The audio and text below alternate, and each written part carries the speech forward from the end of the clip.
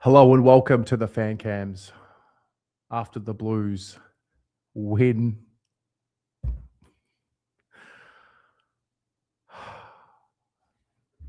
the Blues win. The Blues win. It was 10 goals, 14, 74 to 9 goals, 862. I think everyone involved with the Carlton Football Club needed that. We needed it weeks ago, but we got it tonight. It has been a week. And I don't even know what it's like to do a fan cams after a win. But we got it tonight. At times, I didn't know where it came from, but it happened. So many good moments. Matty Carroll, Patrick Cripps, Ollie Florent, Jack Ison. I'm sure all of it's going to get spoken about tonight. And yeah. Just such a relief. Such a relief to be walking out of a stadium and just not wanting to be in a rush to get home, just wanting to soak it up, looking up in the sky instead of looking down on the ground. It's good stuff. It's very good stuff. Carlton Football Club lover, 69 with the $3. Patrick ain't dead. Yeah, it's true. He was awesome tonight. I don't know what his stats were in the fourth quarter, but he was awesome. Mafia Horst with the $20. I was born and raised to hate your club, but you and your damned channel has made me almost respect your fan base. I actually found myself barracking for Carlton tonight, but I'll tell my therapist it was all about Josh Fraser. Wow, I'm going to guess that you're a Collingwood supporter. Thank you very much, Mafia Horse, for the $20 donation. All right, let's get all of you in here tonight. If you'd like to call in and share your thoughts on anything. I mean, it's been a big week. A lot has happened. If you haven't had a chance to share your thoughts about what's happened this week, please feel free to call in. Would love to see some fresh faces. Would love to see wherever you are in the world. Riley is here. Riley was here. Riley's no longer in the green room, but we'll get him in as soon as we can. I missed being so excited. I forgot how to breathe. Thank you very much, Crystal. All right, let's start. We'll start with, you know what, Gav, let's go. Oh, how you going? I'm not even ready. Hang on. You got me? I got you loud and clear, mate. Hang on. I'll just turn some stuff off. I think I've got shit going on everywhere here. Wow. Oh, jeez. Sorry, hang on. I've got an echo all here. Happening. I'm just trying to work it out. Hang on. Do you want to bring you back? You good? I think I'm right now. There's music playing. Is that you? Oh, sorry, that's in the background. Oh, no. Bring me back. I'll come back in a sec. All right.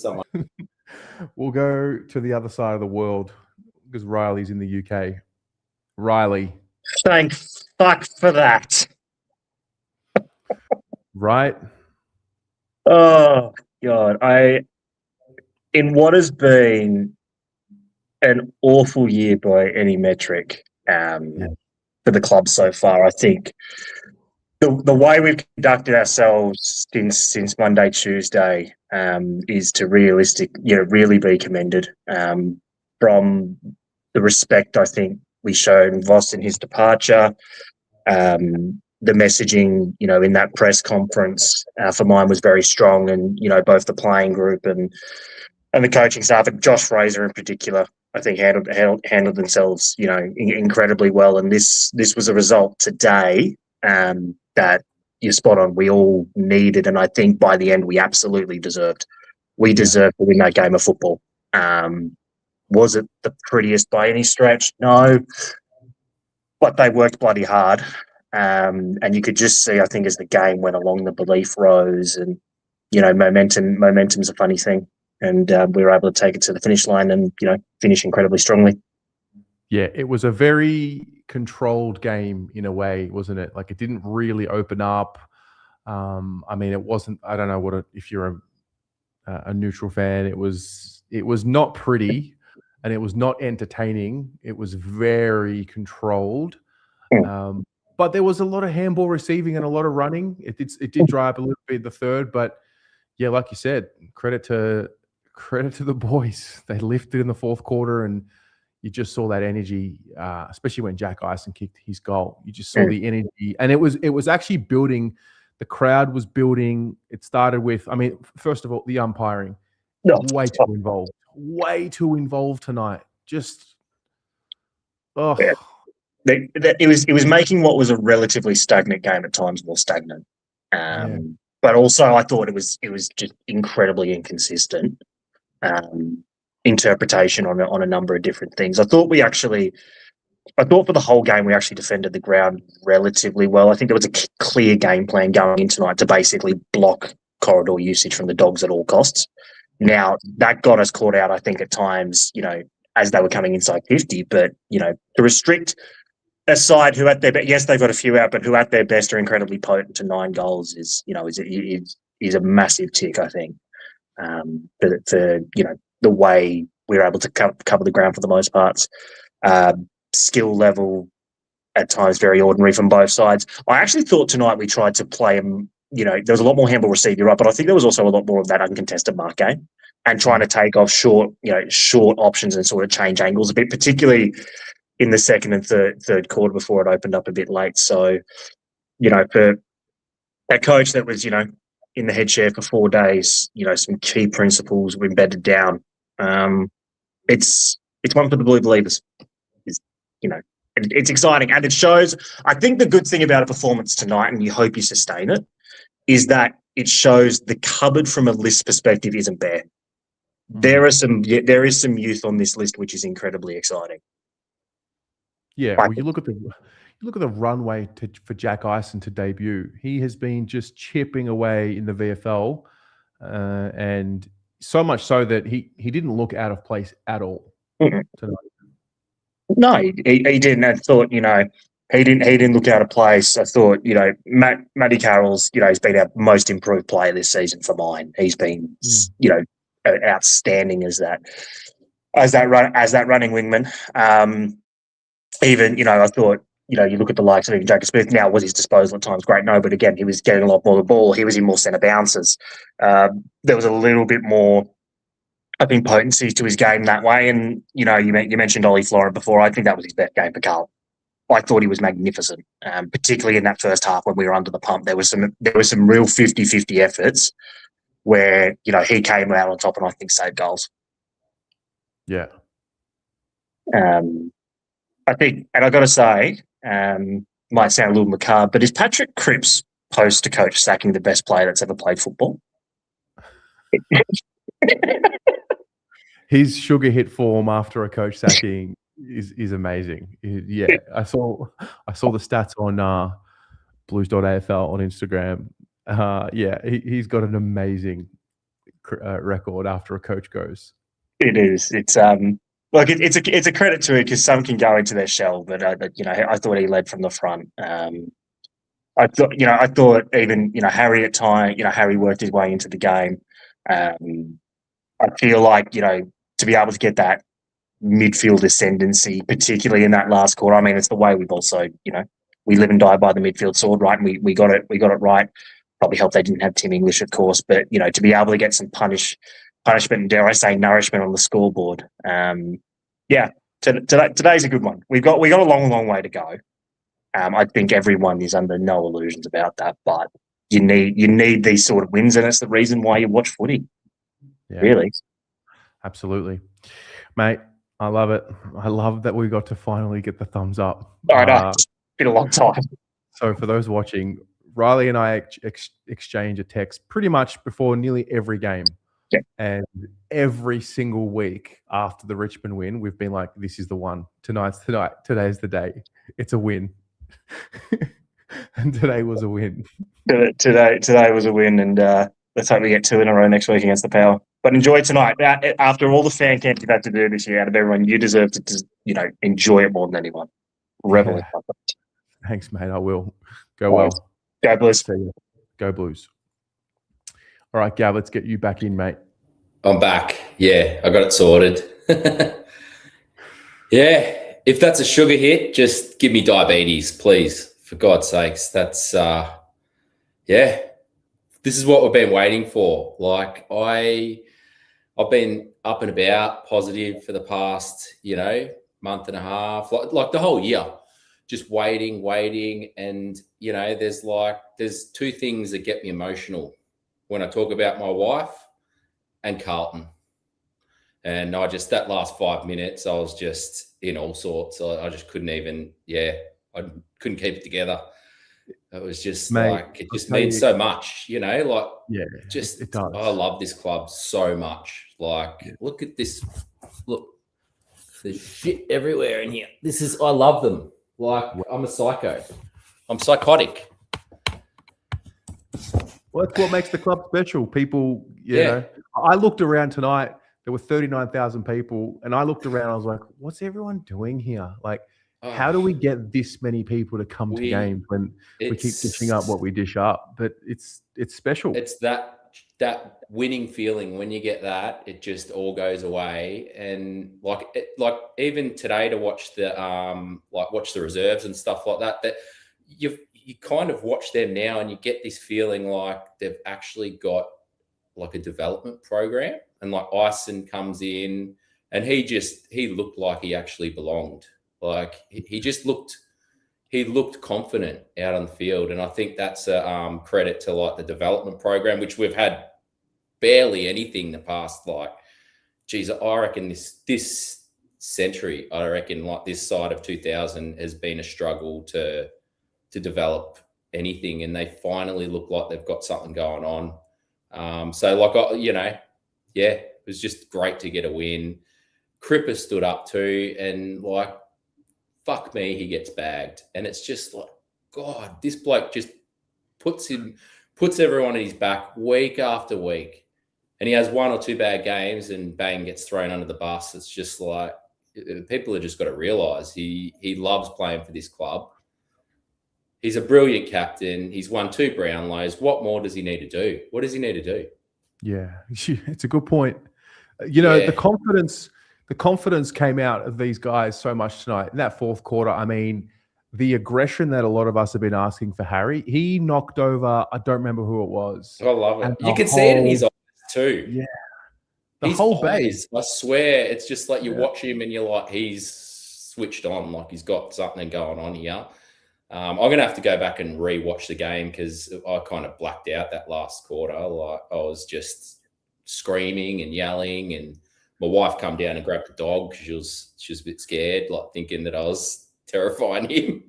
So he's upstairs somewhere. But yeah, I get a bit excited. But it's good. First time in like 18 months I've actually felt something. Well, it was a win with merit. We beat Richmond earlier, but a lot of the narrative was, Tom Lynch missed all those goals and like whatever. And they won the game tonight, full of merit. Can't take it away from them. But they kept fighting. They just didn't. There was no lapse. It was just like go. Like we were behind for most of the game, and then it was that last quarter where we just worked and got over him. That's all we want to see, just like effort and just those like 1% things, like the tackles. And it was just, oh mate, I'm just over the moon. Like, I don't know how I'm going to sleep tonight. I'm probably going to watch the replay, and I'll probably watch all the fan cams and just get on the chat. So, you just soak it in, because you just never know when. I think that's what we've learned over the last couple of years now is you think the enjoy the wins. The corner's being turned. But when the wins come, enjoy them, soak them up, and then you too. Like, you've been here every week, like through all this bullshit the past like 8 or 9 weeks, and it's just like you must just be like taking a load off kind of thing. It's just like it's a relief. It's a massive relief. It was more than anything. It was as I'm walking to the train to come home, I was like, just happy to not be sitting amongst doom and gloom. Yeah, man. Like, I don't mind it here. Like, I get it. It's footy, it's sport. We feel emotions, but like, it was like every fucking week. Yeah. You know? Yeah, and you just got to like get home and you rationalize things. You're like, it's all right. Like, you know, I'm lucky. I live in a house. I've got the roof over my head. I just try and find these. If there's a little like positivity crack, I'll just get my little thing in there and just open it up and just, you know, try and work my way in like a little positivity wrap. But yeah, so it's just great to just pop the lid off and just go, Yeah. you know, we got one. So Love yeah, it. but you've Love probably it, got a mate. busy night ahead. So thanks for Yeah, having me be on. good. And No worries. go the Baggers. Go Blues, mate. Thanks for calling in. No worries. See you, mate. He's a good man, Gav. One of the good ones. Matilda with the $2. Shout out to Billy Wilson. So proud of him. Yeah. He showed some good signs tonight, Billy. He had what do you have? He had 19 touches tonight. Looked a lot more confident. 888 Curly, $5. Missed the game volunteering behind the bar at the local theatre. What should I look forward to seeing most in the replay tomorrow? You know what you'll see tomorrow? You'll see a team. Yeah, you will. You'll actually see a team performance. You'll see them get around each other. And then you'll see their confidence grow. Shlomir Baraket with the $2 says, Ison is Briggs the Rapper's nephew, the new Yazza. He's got bright blue boots with a bright blue attitude. Jack Ison. Moondog, enjoy the win. Heaps of work to be done. Go Blues. Well said. Vic Wide Renovations with the $8 says, I thought the boys used the ball well tonight in the middle, especially the Cheras, Cripps, Carroll, Florent were very clean. Taylan, when do grand final tickets go on sale? Lachlan Cap, Cripps is washed. P.S. F.U. Gary Lyon. Let him know, Lachlan. Absolutely let him know. All right. Tom. Go on, Tess. Mate, long time. Mate, it got hard. It got hard for a while there. It got dark. It got dark. I understand, mate. I understand. I was here in spirit, but I just the internet didn't need what I was going to throw out after a few of those weeks. What was I guess, what were the keys to tonight? I think Ollie Holland really set the tone early this week. He was hungry. Same with like Zach Williams as well and Ollie Florent. But yeah, I think everyone's been in Ollie Holland's a bit this year with his disposal efficiency. And I was just having a look. He went at 94% tonight. Like did he? That's massive. Yeah. Wow. Matty Carroll went at 100%. Wow. From his, wow. 16 Mate, touches, Matty Carroll, my goodness, what a game. Oh, he's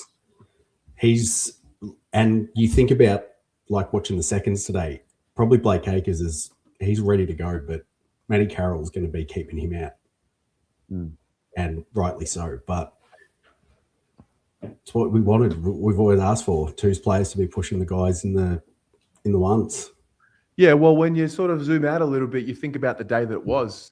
Strong VFL performance against a formidable opponent, strong AFL performance against a formidable opponent. I mean, I know that the Dogs definitely not at their best, but still good enough team. They're well coached. They're well balanced. We had the Dogs looking like us the last couple of months. The way that they were, the implied pressure that we were putting on them by the end of the game, I mean, they were missing kicks. They couldn't hit a target. Yeah, exactly. And I think what we've been looking for all year, that pressure as well, is we gave perceived pressure. Like Lockie Cowan has been exercised. He's come from nowhere again. Like he's now the Cowan from last year. Like I don't know what's happened in a week, but all of a sudden he was running from behind and using these power running. It's just like, it's not, I'm not saying it was Voss that was holding these guys back, but I think the freedom of the game really showed this week of some of those guys that were like, oh, should I go? Shouldn't I go? And I think Fraser was just like, fuck it, just go. Like, yeah. Well, I thought Sam Walsh was quiet early. I thought he lifted in the second half. I thought he was really quiet early in the game. So it wasn't like we were relying on the individual brilliance to to get us through. I mean, it was a very low scoring first half. Yeah. And yeah, it just a even spread of contributors. I haven't really looked at the stat sheet. I don't recall George Hewitt having too much of an impact in the game either. So George Hewitt tackled really well. He right. There was a moment in the game where they were running out of defense, and George Hewitt just sort of got a glove on. I can't remember who it was for the Dogs, but just sort of pulled him down, which led to Cripps kicking inside 50, which got Brody Kemp that goal, that soccer goal. Like, yeah, just that sort of high intensity thing that George Hewitt always brings that. And that's, I think, what we've been missing a bit, because obviously you can't have Hewitt and Cripps in the same side. Obviously that doesn't work. So, but yeah, I'm just glad. Yeah, it's the sugar hit we always say that Cripps has, but he played on Matt Kennedy a lot today. And I think that confidence Cripps has, maybe knowing how Kennedy plays around the ball, might have helped him a bit, especially in that last quarter. Yeah. But you said Walsh was quiet. Walsh was pretty much the only player to take the game on. He was actually weaving through traffic, not just sort of getting the handball, and he was actually trying to work through traffic a lot. And I think that sort of set the standard for guys like Jagger to get involved in the game as well, instead of just thinking, just kick forward, actually weave their way through traffic, which is, it's what they need to do. But how did you feel we defended tonight? Did you think we were a bit too tall, or did you feel like the matchups were really good? No, I thought there was. I mean, look, listen, it wasn't a perfect game. No. There were breakdowns defensively behind the ball as well. Early in the piece, it looked a little ominous.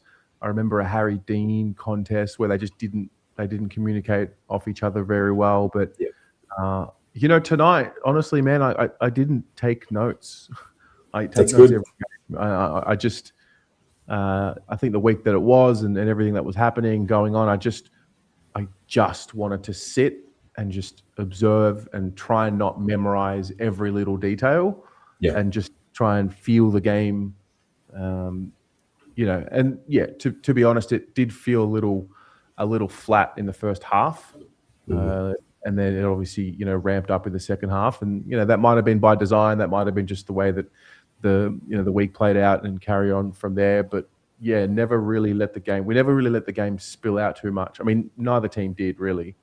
And so, yeah, in the end, you credit the performance and deserve to win and got the job done and just breathe.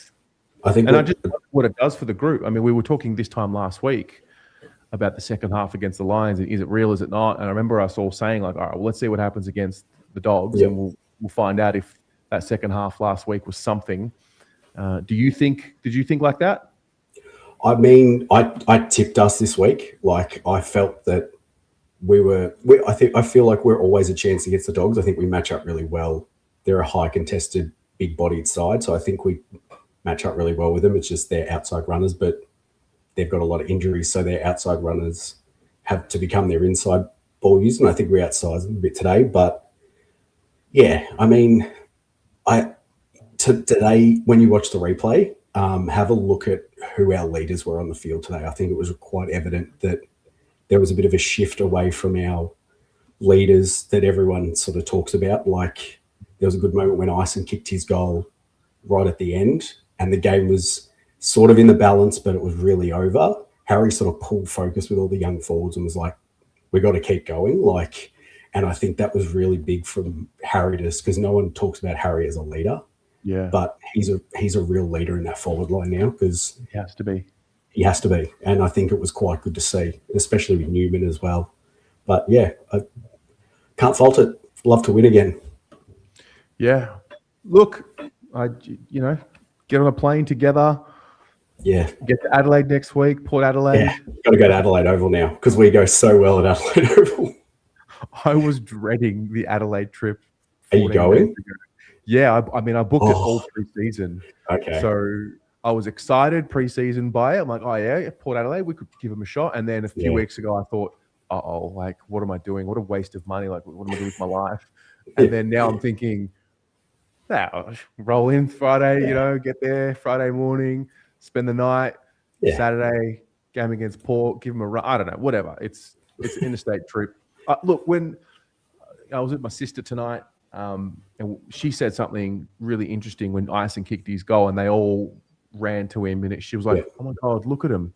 It's a team again." Like they all really sprinted, and I don't know if you saw behind Zach Williams was behind them all, and he had both like fists up, and up. He was just it was genuine joy for somebody else, which is great. Well, after the game, Jagger was crying. Really? When the siren went, he was physically like holding back tears that Harry Mackay had to give him a hug. Wow. There you go. You could just see it in his face, like a young kid being like, finally, like. Yeah. But bloody Port Adelaide had to play in Darwin this week. That's a hard road trip to come back from. So, hey, let's get on it. What is he doing? He's beginning to believe. Bring the ladder predictor out, Tess. I'll consider it. You said if we won, that's what we were doing. I did say if we win, I'll get the ladder predictor out.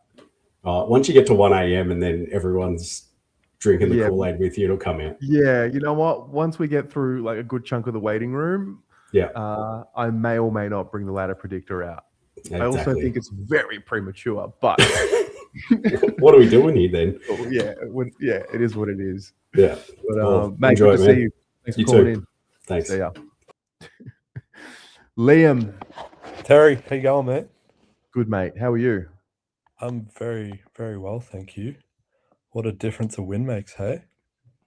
You believe it, man. Yeah. Did you what did you expect? Yeah. I didn't really know what to expect, to be honest.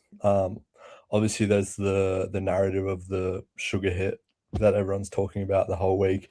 And it was almost like we were expected to win with the whole, I guess, sugar hit mentality. I did tip us, but I wasn't super like expecting us to win sort of thing. I guess like everyone just sort of looking for what it looks like sort of thing. But to be honest, it was a shocking game, like for a lot of it. Like sitting on the couch watching it, I'm like, this is horrible. Well, so I was there, right? And I sort of reflecting now, looking back at the game now that I'm sitting here, it was all year this year, there's been this period of time in the first half where it's been quite dull, so to speak, in moments, because we've all been waiting for the second half to see, like, what are they going to do? How are they going to come out in the second half? And then I think that might have been the case for a bit of it. It was very controlled. It didn't really blow out. It wasn't really too much of I guess if you're watching the VFL today, you saw it was a very back and forth transition game. So it picked up in the third halfway through, I reckon. And then, when the game started getting on the line, fans started getting involved. Umpiring just started getting the fans pissed off. And then it almost activated the fans, because the fans started getting angry. And that's where the energy was. And then the Blues, like, eventually they sort of broke through and kicked a goal here or there and then hit the lead. And then it all just manifested together. Yeah. And I think, I don't know, I almost feel like when those sort of sugar hit games happen and a new coach does come in, you sort of almost see it from the start. And I was sort of expecting us to come out sort of firing. You expect us to be just like, just like taking on the lines, inside kicks, just all sorts of everything, just complete freedom. But that didn't happen. It did feel like, and something I've been really impressed with is, I guess, some of the language that Fraser has been using. He spoke a little bit in his press conference during the week about, obviously there's only so much that you can address during a week, but sort of really bringing it back to those fundamentals and being able to execute those simple skills under pressure. And I felt like for the most part we sort of did that tonight. Obviously there's still the shocking kicks and the ones to make you shake your head, but we were really controlling the ball around the ground, and we were able to actually get some, I guess, chains going that lasted, more than 4 kicks without, a kick missing someone and hitting handballs and stuff. So that was sort of good to see. And even after the game, Fraser, he was sort of really, really good in the way that he spoke. Like, I'm not saying that I want him to be coach or anything like that, but it does sort of reassure you that this guy sort of seems like he knows what he's doing. A couple of things I noticed. I think David King or Jack Rewalt mentioned it. Talking about sort of I guess some of the lack of confidence in some of the players that's come through the losing behaviors. Specifically players like I don't know if you noticed, like Mitch McGovern, for example.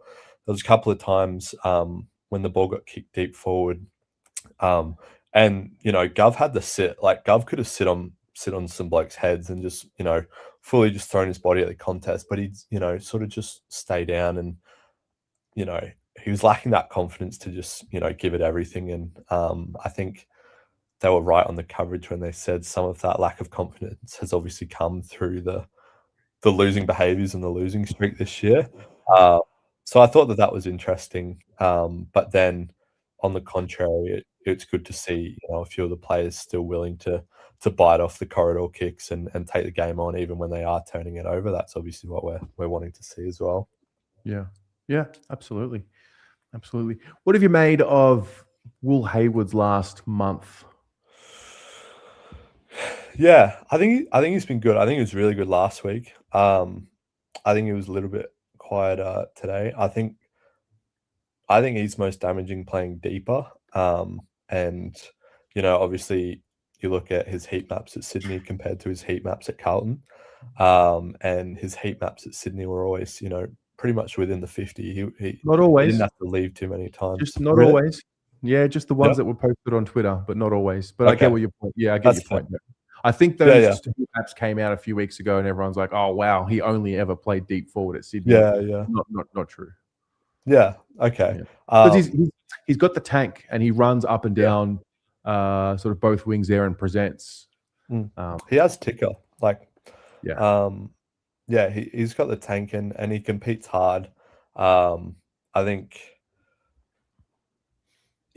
he's obviously still adjusting in the new environment. I think I still think there's levels for him to go to, obviously, but I think as the weeks go on, he's going. Same with obviously Florent.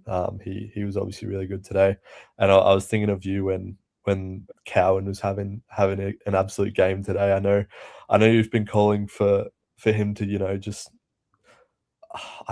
just take a game by the scruff of its neck and just go for it, and that's what he was doing. He had a presence in the air, offensive. He's got tools. He's got the tools, and he's also got a really nice, strong. He's got a strong body, and he can take an intercept, grab, and he can run and carry. And I mean, look, the issues aren't fixed. There's just, I think these guys needed to firstly just find some confidence. Yeah. And then you build off there once you find confidence. It's very hard to find. It's easy to lose, I guess. Momentum's a really tricky thing. And I think he was just a guy that needed to be released a bit.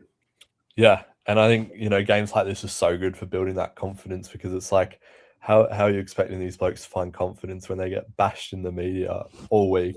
And just get bashed for every single thing.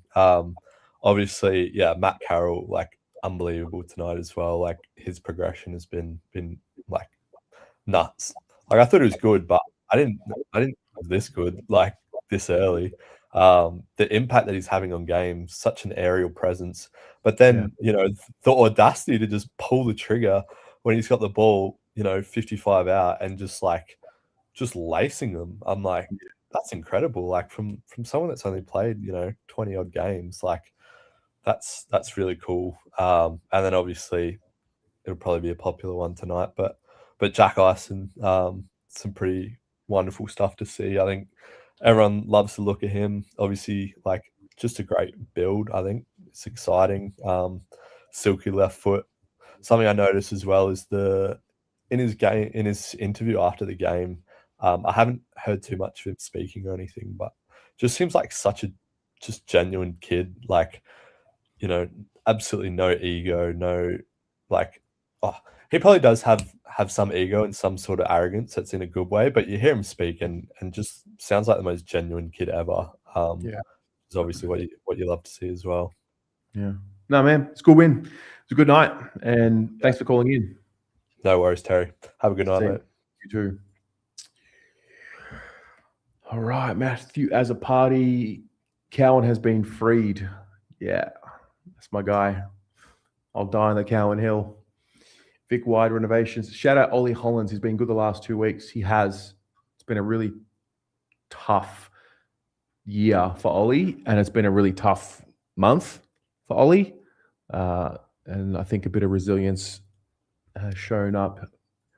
No doubt. Marg, media. Nobody will want to coach Carlton. Piss off. Oh, yeah. There'll be people lining up to coach the Blues by the time we're done here. Joshua D. Kirby, thank you very much. Josh Fraser or Michael Carrick, all the people saying Voss wasn't to blame are quiet now. Ison, Jagger, Lord, Moyer, and then Walker. For the future, I do admit I like Bevo. I wouldn't mind him. Interesting. And Josh has gone again. I also like that Artie bloke. I would like him here. Artie Jones from the Dogs, I think you're talking about. Yeah, he's quick. Also, speaking of, I actually really like the pre-game ceremony with Jack Ison, Artie Jones, and Zach Williams. They got amongst the dance. I thought that was really cool. Robbie Varley, how good is a win? Matt Carroll, BOG. Honestly, I forgot. Because back end of last year, the wins were like, season's over. And then early in the year, it was just dreadful. I really did forget what it was like. Travis. Hey, Terry. It does put a bit of a damper on my theory. The tanking. Oh yeah. Well, I do say a bit though, because I still have my reservations, especially after what I heard in the press conference on Tuesday. But that's a completely different kettle of fish there. Because of the win tonight, I thought we have to look at the positives. We've got to savor the moment. It's a feel good night. Just funny thing about tonight's performance, it was one of those really wasn't fantastic, but it was still one full of good energy for us Carlton supporters, and even for the team itself. It was still one of those nights where I felt like, as I was watching the game, I felt much safer and much more assured when the kids were handling the ball. When the younger guys were handling the ball, every time the younger guys were getting it, I felt like I think they were just told to go all at it, and most of them shined tonight. And yeah, we sing the praises of Ison in his first game. He looks like an impact player. He's absolutely an impact player there.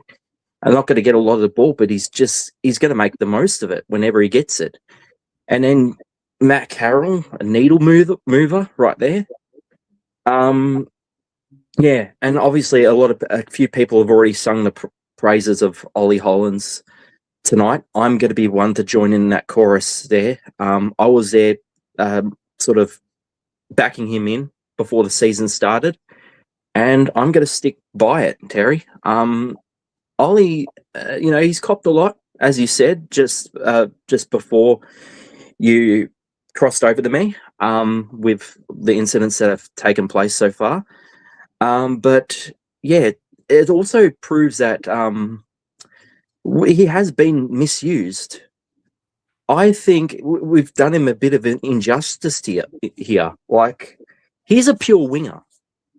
Ollie Hollins works his best when the ground is at its most open, when he can run both ways, when he can run and carry, generate those 1-2s. Not only did that tonight, he done that last week as well. Like the 1-2s, the hand passes back and forth with his teammates, the way he could break lines and through, like, past his opponents. And then he can hit a target inside 50, Terry. He can hit targets. I don't understand the criticism he gets sometimes. I mean, I understand, like, he's not going to be fantastic with the ball in hand all the time, but he can make good decisions, and I'm going to stick by him. He's a part of us, our team long term, 100%. Yeah, I think as a coach, I think he's a very coachable guy because because of the work rate. Obviously, the knock will always be on the little things in his disposal. Tonight, I don't think that there will be a knock on his game at all, given how well he used the ball throughout the evening and just worked so hard. His reputation starts and ends with work rate.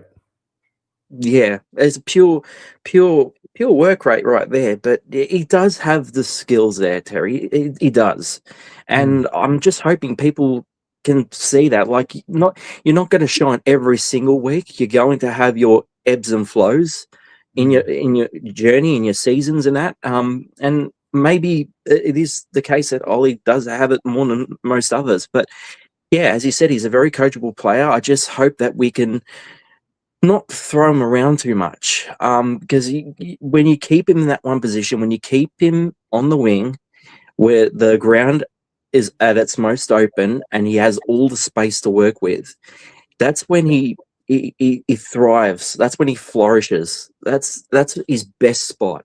And some of the decisions he makes and the quick run through the packs and through the opponents and that, I love seeing that from him. I love it. I love it when the ball's in his hands. I know it sounds strange, but I do. I have to sing his praises there. And yeah, it's the same thing with many other kids tonight, like Billy Wilson. I feel like I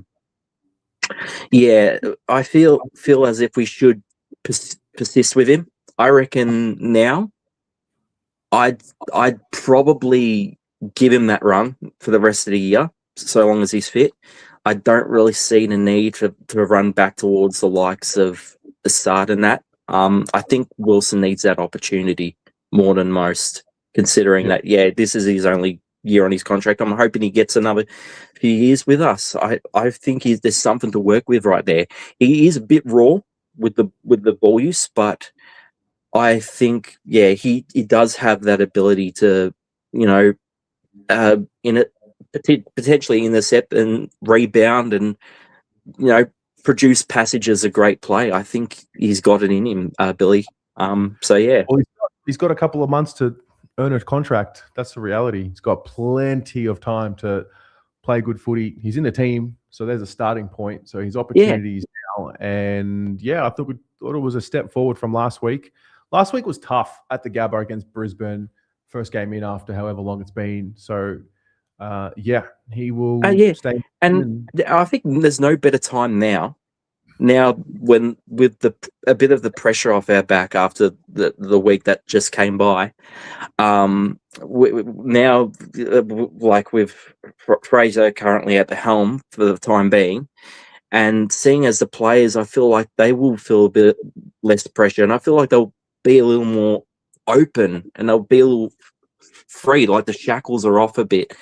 And there's no better time to really, give it your all and bring out your best than now and to the end of the season. And I think especially many players probably need that, some more than others. And it's especially with the kids. And I think Wilson's going to be one of those. And I hope we do persist with him. So I just wanted to sing a couple of the praises of the kids tonight and young players because I love the Deans. I love Dean had his moments where he struggled tonight, but he's someone I will willingly give a little more time to, being a key defender.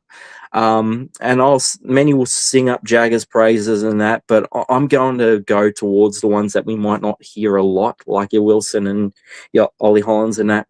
I think they deserve just as much love. So I just thought I'd come in and just share that. Yeah. No, I love it. Thank you very much, Trav. No worries. Take care, Terry. Go Blues. Good night. See ya. All righty. Joe. Sweet relief, Tez. Oh, man. That was just, when I realised they were like in for it, like you could see they were in for a win, I never wanted to win so badly. Yeah. We just needed that tonight, man. I wasn't sure if they were going to... I just didn't know. I didn't know. I was hopeful. I think similar to you, needed to see that they were actually committed to the cause to actually win the game, not just put in a good enough showing and have an honourable performance. And yeah, they lifted. When did you see that moment? Fourth quarter. Maybe Matt Carroll's goal after the 50-meter penalty. Yeah. I think that was when, for me, I was like, because it felt like the umpires were against us tonight, man. Like, there were some calls and non-calls. I'm usually the last, but that Jack Ison high tackle that was a non-call, I was ready to kill someone. Like, it just felt like it was going against us. And then we got the 50 and it's like, I think it's just swung. Like, I'm with you. Like, in that moment, I was like, all right, they might actually look after us now too. And we've got momentum. And from there, it just rolled on, man. 5 goals in the last quarter. It's unbelievable. It's unbelievable what.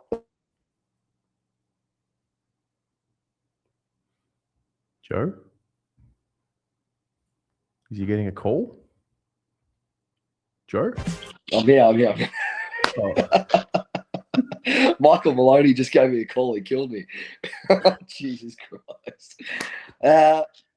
Yeah, like, it's incredible what a little sugar hit can do for you. Like, yeah, you could just see that they wanted it. Once you could see that they wanted it, we got behind them. Like, the crowd was electric tonight. Like, for the first time in so long, it was like everyone was on the same page. You know what I mean? Yeah. Just makes such a difference, Tez, man, when, like, there's just full belief that, like, let's go on with this. Let's get a win. Like, let's just a little bit of nourishment. It's nice, man. It was nice. It was really nice. Still got to get a better selection of songs for that karaoke thing. Oh, dude, don't go there. Fucking hell. Still, like, come on. Give me something that, like, Jesus. You know what? Then they played Great Southern Land after. I was like, why do we not just go with this? This is good. This is a great song, you know? I don't know if anyone's mentioned him. The Matt Carrolls and the Ollie Hollands, I'll talk about Ollie in a minute. Lockie Cowan tonight. Got back to doing what I think we all looked at last year and thought, that's a player. Like, that's one for the future. And tonight, he started to put it together last week, I thought, in the second half against Brisbane. But he went on with it tonight. And he, from the back half, he was the one I looked at every time, just thinking, we're going to get some run, we're going to get some carry, we're going to get, some territory from out of him all night. And I thought he was, save for Matt Carroll and Patrick Cripps, I thought Lockie Cowan was probably our third best on the night, to be honest. Yeah, I was talking about it during the week. So last 8 weeks of 2025, strong form. I look at his physical profile. He's strong. He's tough. He can take an intercept mark. He can run and carry. He's got a long kick. He can gain territory. Like, it's all there. It just needs to be coached the right way. Yep. And I just think he's got some confidence now. Like, I think a lot of them lost some confidence, clearly. Like, I think many of us would have lost confidence in the positions they've been in for the last 2 months. But he looks like he's got his confidence back to go and do what he was doing last year. And if he could just build from there, he's just going to go from strength to strength. And then I'm probably Ollie Holland's biggest critic, Tez. And I'm his critic, not because I don't like him, but because I expect so much from him. And tonight, that is exactly what I expect from Ollie Hollands every week. Exactly what I expect from him every week. Tack on the footy. He looked like a leader out there tonight. Like, he actually looked like a player that the team could look to get him out of a bind. And he did all night, whether it be from the back half, his work rate, his kicking, his efficiency, like his ability to gain territory, like his game sense tonight and his ability to take it on when he needed to and his ability to stop when he needed to and just find a mark. That's what I expect from Ollie Hollands. He's in his 3rd or 4th season now. I think it's the 4th season now for Ollie. He needs to take that step. He just needs to. We need to expect that from him. And if he can continue to do that, continue to go from strength to strength, mate, that's what we need to see. That's the player that we need out of him. I love it. Yeah. So anyway, and then, mate, other than that, like Cripps, Harry, it's amazing what happens when your leaders stand up. You know, Harry, man. Harry finding aggression in the fourth quarter. I think it's because he's around the footy, right? So, like, getting him into the ruck, getting him around the ball. He's a confidence player. He has to be physical in the ruck, so he's going to take that physicality around the ground. That's what it feels like when I watch Harry now. Rather than being passive, stuck in the forward line, waiting for a contested mark, whatever it be on the wing, he's around the ball. Like, he has to attack the football. He has to get involved. Has to be man on man. Has to be body on body. And it carries him through. He looks like a monster, man, by the end of the game. The last 2 weeks. We have to continue with him in the ruck. You just have to. Yeah. So there's some good signs there, man. I don't know. Obviously, we're going to get the sugar hit from the new coach bounce. See if they can go on with it. If they win 3 of the next 4, I'll jump on here and I'll declare us for a wildcard spot.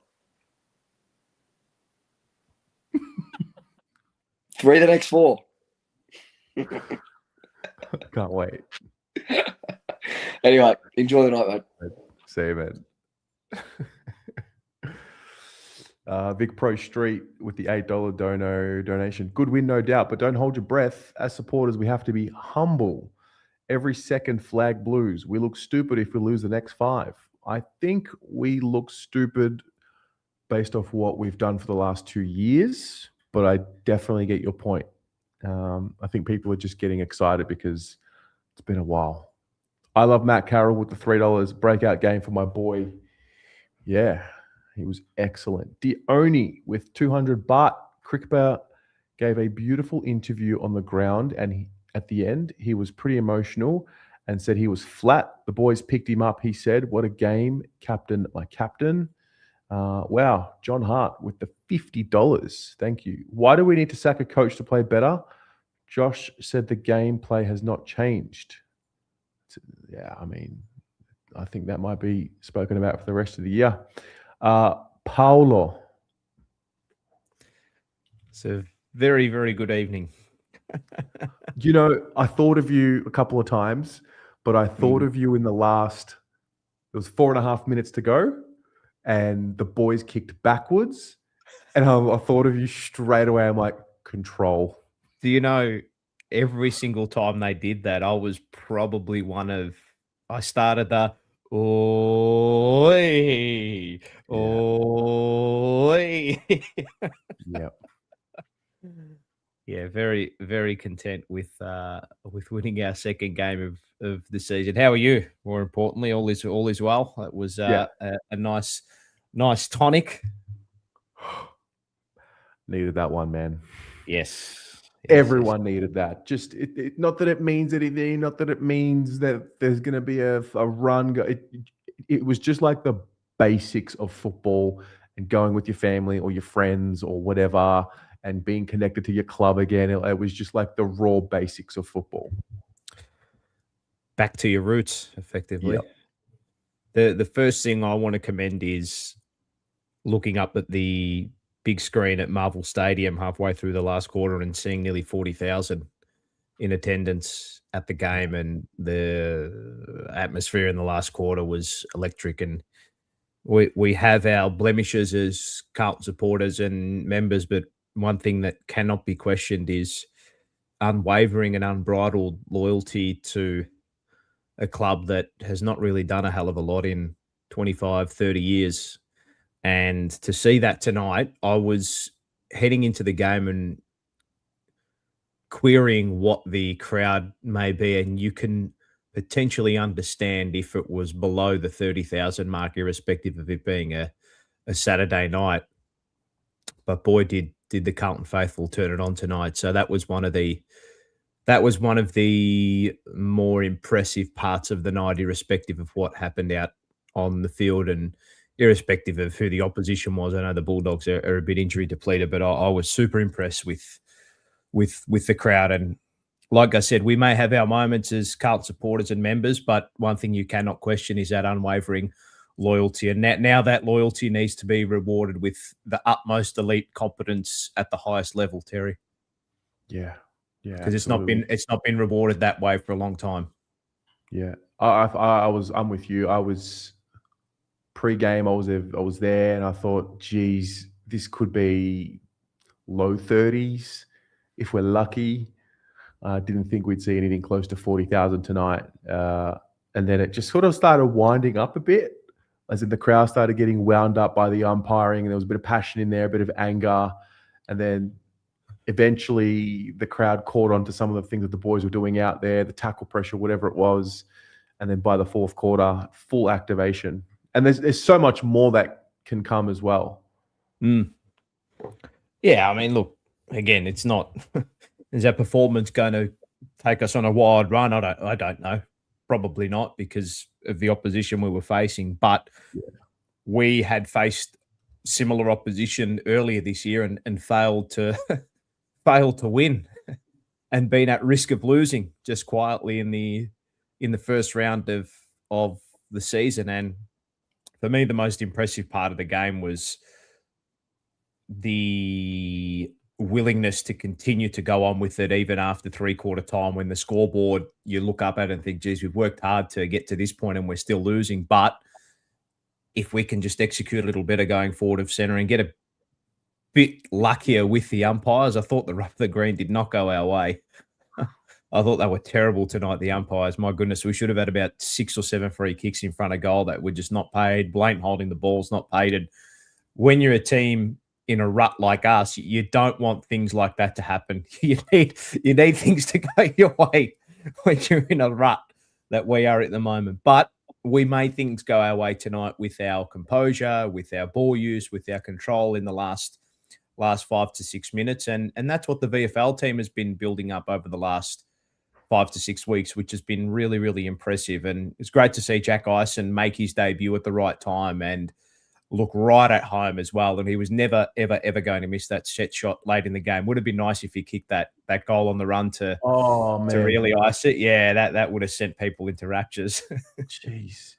Yeah. What a story. I mean, I still remember you and I did a training report after the Bandura training session, and Jack would have been 16 years old. And I remember he was wearing the 42, maybe.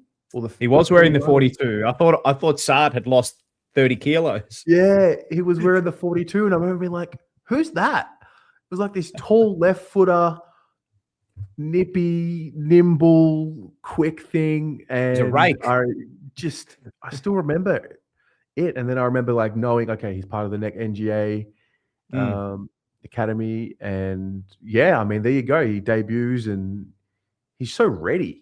He just looks so ready at the level. Yeah, it's one thing to have skill and ability ball in hand, Terry, but you've also got to have the belief and the spunk to go with it as well when you're a player of his ilk. And he's aggressive, worked really, really hard up the ground as well to provide options, which I can't quite get a gauge on what player he is. Like, we've got these. And I don't want to move too far ahead with Cody Walker, but it pertains to today as well, because I was at the VFL game. We've got these two players in our midst at the moment. I can't get a gauge on what they are going to be as players. They're just so unique. Yeah. Very, very unique with their skill set, with the way in which they play the game, their ability to see what's sort of unfolding ahead of the ball as well, their ability to find space. And they're not. What I really like about these two players, in particular Jack, is they don't try to do too much. Does that make sense? Totally. Yeah, Totally. yeah. They're not playing within themselves, but Josh Fraser spoke about the fundamentals in the build-up to this game, and they just get it right. Like, Jack just got it right tonight. And there was a great moment of play late in the game where Jack Ison was clean through when he was about 70 out, and there was nothing to go to, and he waited and he waited and he waited, and he just pulled the kick at the last moment. McGovern probably should have taken the mark. Ainsworth gets the numbers forward, crumbs, and kicks that goal. And I just get an inkling that somebody else of a senior ilk with the scars, might have blazed away, wouldn't have had the composure under that type of pressure. But because he's not been through it, he's only going by the skill set that he knows at training. Is that, okay, when I get into this scenario, I've got to try to find a target and be composed under pressure, which is what we were in that game, irrespective of who the coach is or not. We were really cool under the pump tonight, even when things weren't going our way. Yeah, they seem to know exactly what to do in the moment. Yeah, it's a good call there on Jack. I do remember that play. It all sort of opened up for him. And yeah, I mean, look, that's what the rest of the season is for. I mean, we were watching the VFL as well. You can't help but put your eye to the future. Cody, Jagger in that midfield with Walsh and whatever. Ison, I don't know what they do with it. I don't know if he's going to be a permanent half forward type. I don't know if he's a Heaney type. I don't know if he's a midfielder. He's anything. He's a guy who put a wing. Yeah, he's got a lot of those attributes.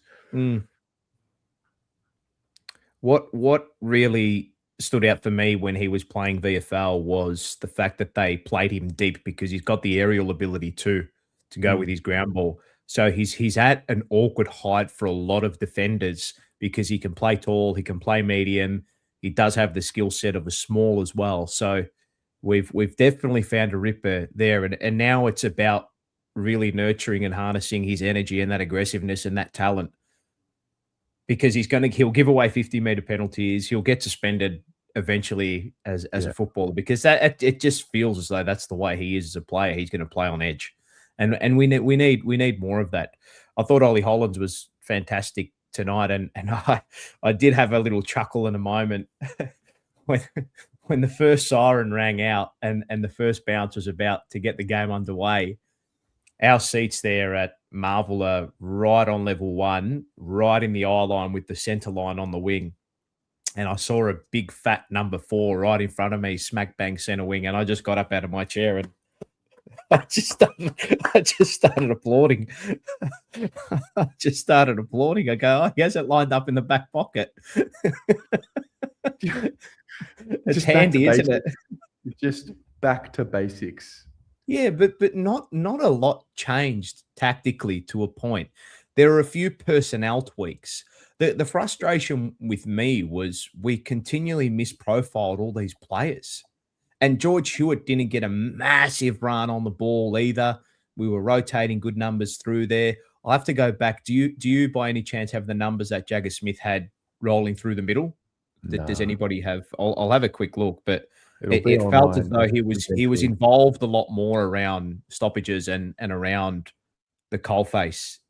It definitely felt that way to me. And look, I know people were absolutely lambasting me and abusing me over the last fortnight, 3 weeks about the way in which I have spoken R.E. Smith's profile and what type of player he is. But I'm just trying to change the paradigms and the way in which people think about him. I think people believe he's just going to be this top 5. People just automatically think top 5 midfielder, high draft pick, Brownlow medalist, high impact match winner.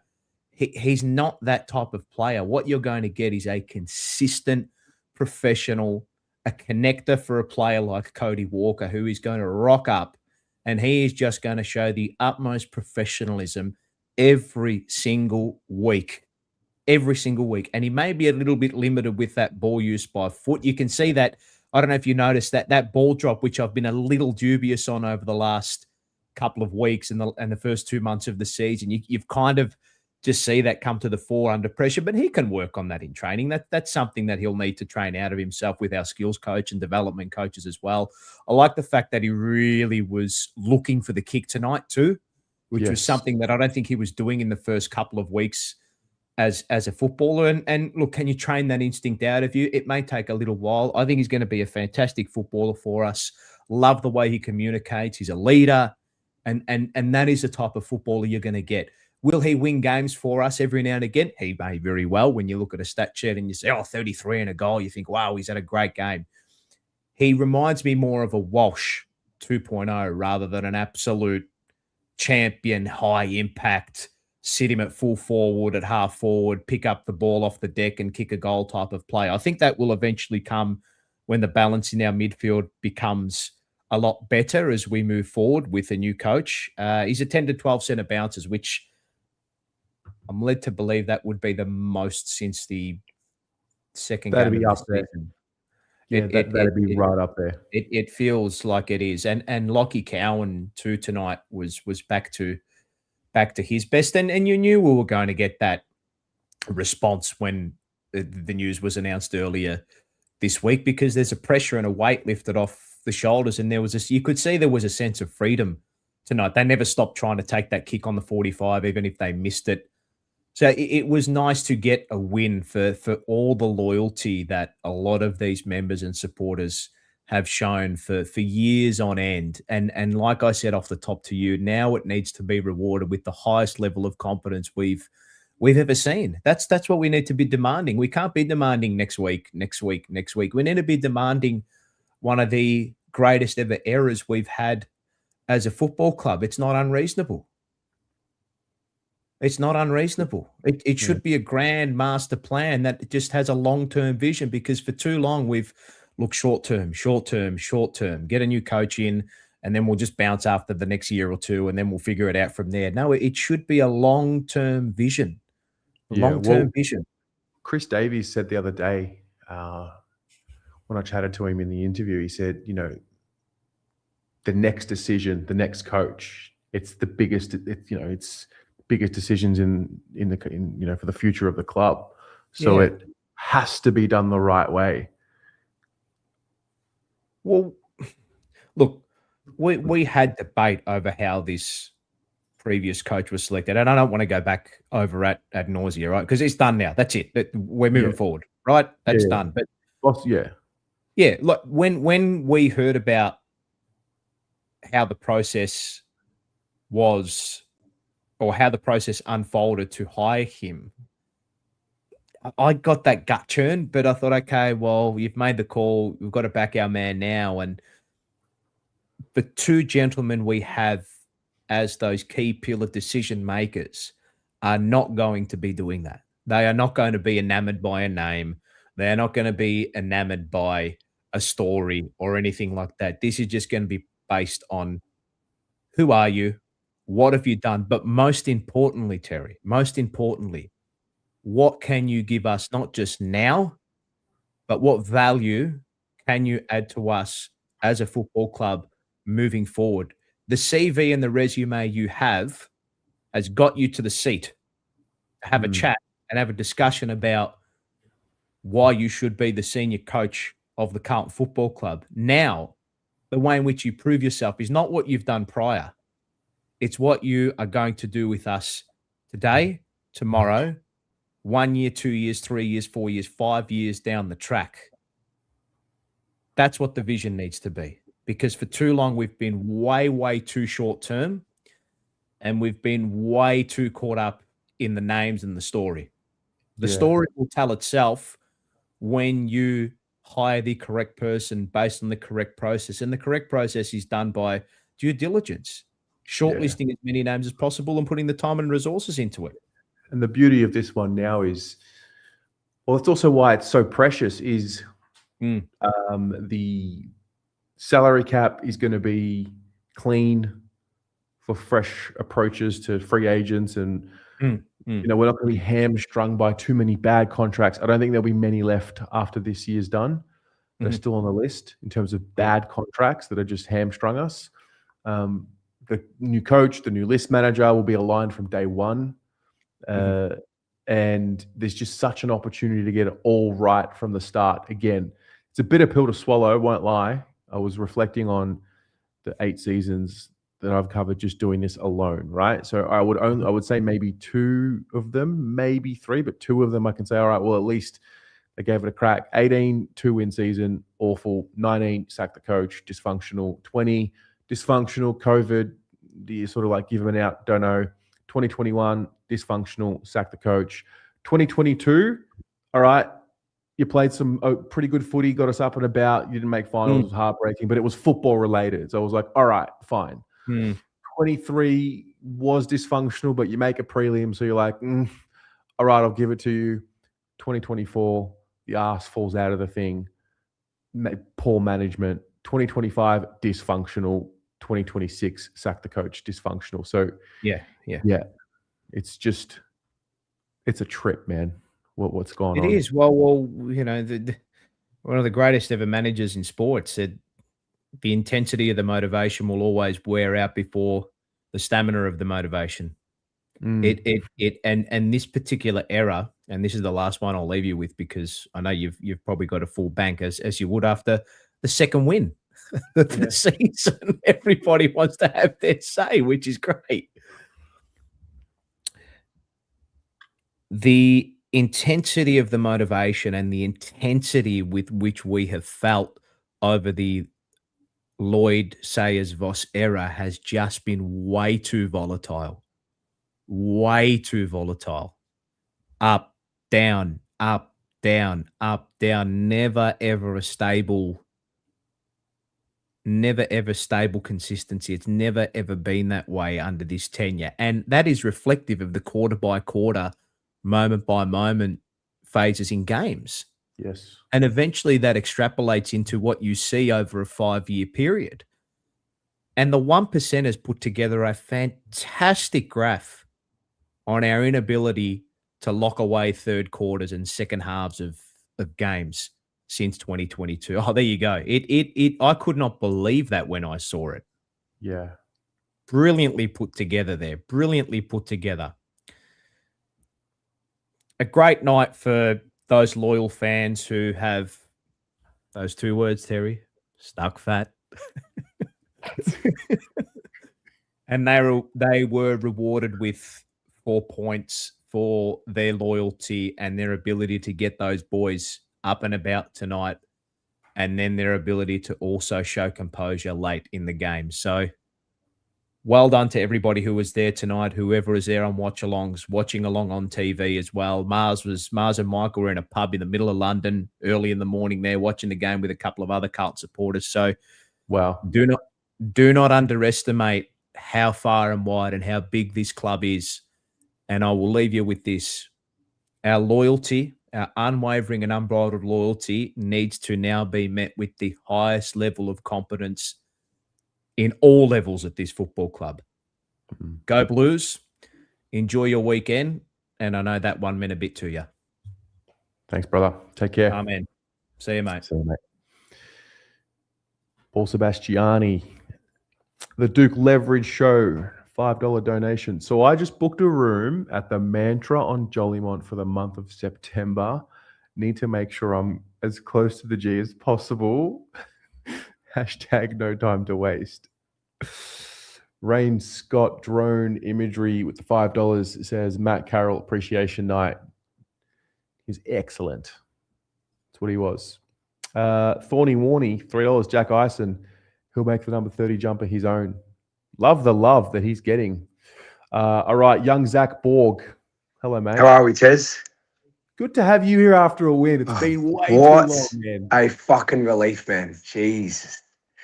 Oh, mate, that was such a relief. I mean, I knew from the start that coming in, new coach, the records shows it that when we have a new coach or an interim coach comes in, the record is good, especially when we've had an interim coach. And I just had that feeling all night that, the way that we started, it wasn't that good, but like I had a feeling in the second half that we would turn on, because obviously we know the pattern that's been showing this year with how we've started and how we finished. But it's such a good feeling. I think, as Paolo said it, he summed it up perfectly. He said that all these loyal fans and all these members deserve it. And I loved the words that Josh Fraser said before the game. Like, he said that, okay, we're just going to, he said something like, we're just going to keep doing the fundamentals right, or something like that. Is that what did he say again? I haven't seen any post-game footage at all. No interviews, no press conferences. Or during the week, he said something. I don't remember. He said something during the week. Oh, during the week, he definitely spoke about one thing that he's going to focus on is the fundamentals, or his philosophy is the fundamentals and connection and being there for one another and those sorts of things. That's correct. Yeah, so yeah, they definitely showed the fundamentals tonight, especially some of these young kids. I mean, Matt Carroll's obviously been spoken about. Lockie Cowan, Jack Ison, he just looks calm and composed. He looks so cool when he has the ball. He just does the simple things right. One player that hasn't been mentioned tonight, and I want to bring up, is Adam Chera. Yes, I feel like he was good for us tonight. I feel like his run was important, and I think he's copped it over the last few weeks. And I wanted to bring him up tonight. I thought him with the ball in hand, he looks really good. I don't know how you saw his game, but I want to get your thoughts on how you saw Adam Chera's game tonight when he had the ball in hand. Yeah, I thought he was solid. I thought he played a team role. I didn't think he was a standout, but I thought he played his role. I think for the most part, that I didn't see this game tonight as a game of individuals being brilliant, and that's what got us the win. I saw this win as a really even spread of contributors. I mean, Matt Carroll's obviously kicked 3 goals. That's a pretty big performance for him in his position. But I don't think this game was won from individuals. I think this game was won as a team. 100%. And Carroll played his role. Yeah, I thought 100%. And I think it was really needed. I think, like Cripps said, he was really flat, and just to get that win, can it spark some confidence? And I'm not going to get too up and about, but I would say maybe this could spark something. Maybe this can, we can do something and get something out of the year. Maybe, I don't know. I mean, look, man, Port Adelaide next week at the Adelaide Oval, tough task. Yeah, but they're out of form, so I don't know. You never know. You never know. And you never know. That's right. That's the thing. It only takes one win to feel good, and now it's a matter of how they coach the group. You got to remember as well, coach departure happened on Tuesday. All the media Tuesday, Wednesday, they only really had one training session with the new coach, so to speak. So I'm glad they didn't make too many changes. Like there's a lot of the season to play out. So I think they'll stagger the changes. Also, you got to remember, mate, do you watch the VFL? I did watch the VFL today. Yes, I did. They are so they are fun. incredible. They're really fun to watch. I agree. Yeah. 100%. So how they do that, how they manage the changes over the next couple of months now and get these VFL boys in the AFL and transition AFL guys to VFL footy, I don't know, because there's a genuine chance that the VFL could be playing finals footy. I think that Blake Acres has one that's been really consistent. I just don't know how he's going to get in the team. I don't know. He's been really consistent. If you saw him today, some of his 1%ers, some of the way that he moves the ball, I don't know. I don't know how he's going to get into the team. I think there's been a lot of consistent performers in the VFL, but I just don't know. Well, he's there in case there's now. Yeah. I'm guessing now, because he's playing VFL every week, that he's going to be in that slot where if someone gets injured in the ones, he's there. If someone continues to not perform well, he's there as well. He'll get 100%. An opportunity. I really think he'll get one more opportunity this year and see what he does with it. Also, I just want to mention a few other things. Billy Wilson and Lockie Cowan, just their run that they provide and their confidence when they have the ball in hand. And I think that they run off half back. I remember when Lockie Cowan, he was on the wing, Bailey Dale had the ball, and Lockie Cowan just came from behind and went bang and just got him. It was the best thing I've seen all night. I just got up and about, and just seeing Billy Wilson and Lockie Cowan just run off half back is just such a good thing to see. And how did you see them tonight? What about in the fourth quarter? Pressure was on. I think we were up, and Harry Mackay just completely bulldozers, tackles. I don't remember who it was, but he just tackled him over the line, and the whole day on level 1 just stood up and applauded him. I remember that. Yeah, I remember. I think it was Joel Frazier or someone. I don't remember. Oh yeah. Good little moment that I thought. Harry really stepped up tonight. I think where he's playing, he needs to be playing. Obviously, it's been mentioned a few times now, but he's been playing more up the ground. So I mean, more deep forward. and he's being like used right. You know what I'm trying to say? Like when he's being more like in the ruck as well. Like he's using his strength and his versatility in the ruck, and he's getting like his hands on the ball. And he's getting his confidence up, as as we've seen. Yeah, and yeah, mate, it's good. It's good to good. talking to you after a week. Can I mention one more player as well?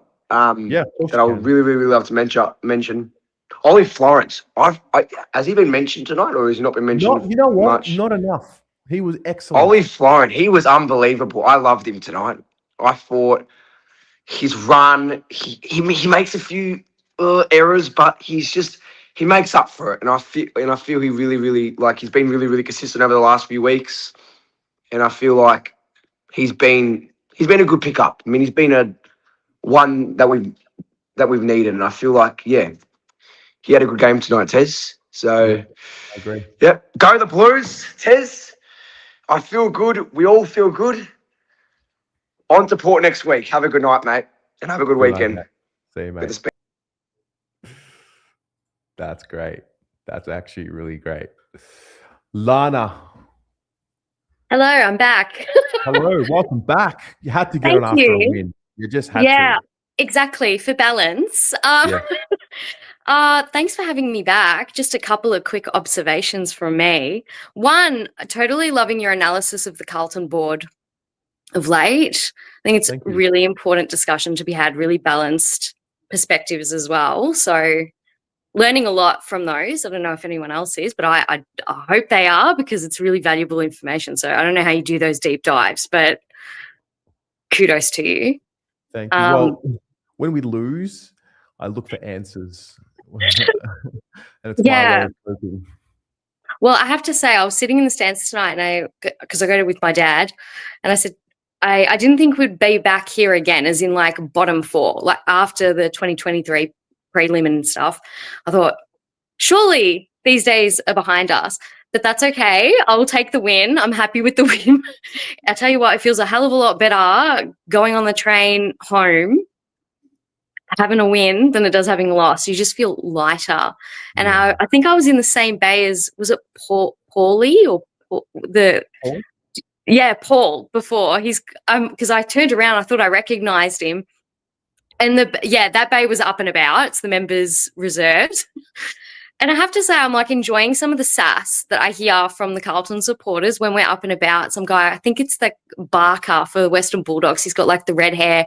He wears that sash and he's got the mo. And some Carlton fan, this is a shout out to that Carlton fan. He goes, "Nice try, Karate Kid. Next time, better luck next time." And that's the kind of fun, lighthearted sass that Carlton fans bring when we're up and about. You miss that when we're down. So I really relished that tonight. There's nothing like it.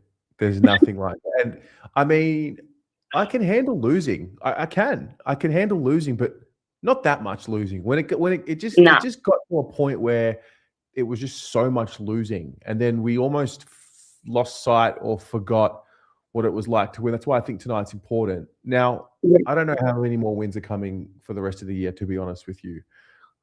So when they do come, I'm going to enjoy them as much as possible, because 100%. It's been a tough slog to be this is all voluntary. Like everyone gives their time voluntary to support the club, and that's what sometimes gets forgotten in all of this. It is. Like I pay a membership every year sometimes just to suffer, but I'm here, and you know what? When we finally hit the top, all of these painful years will be worth it.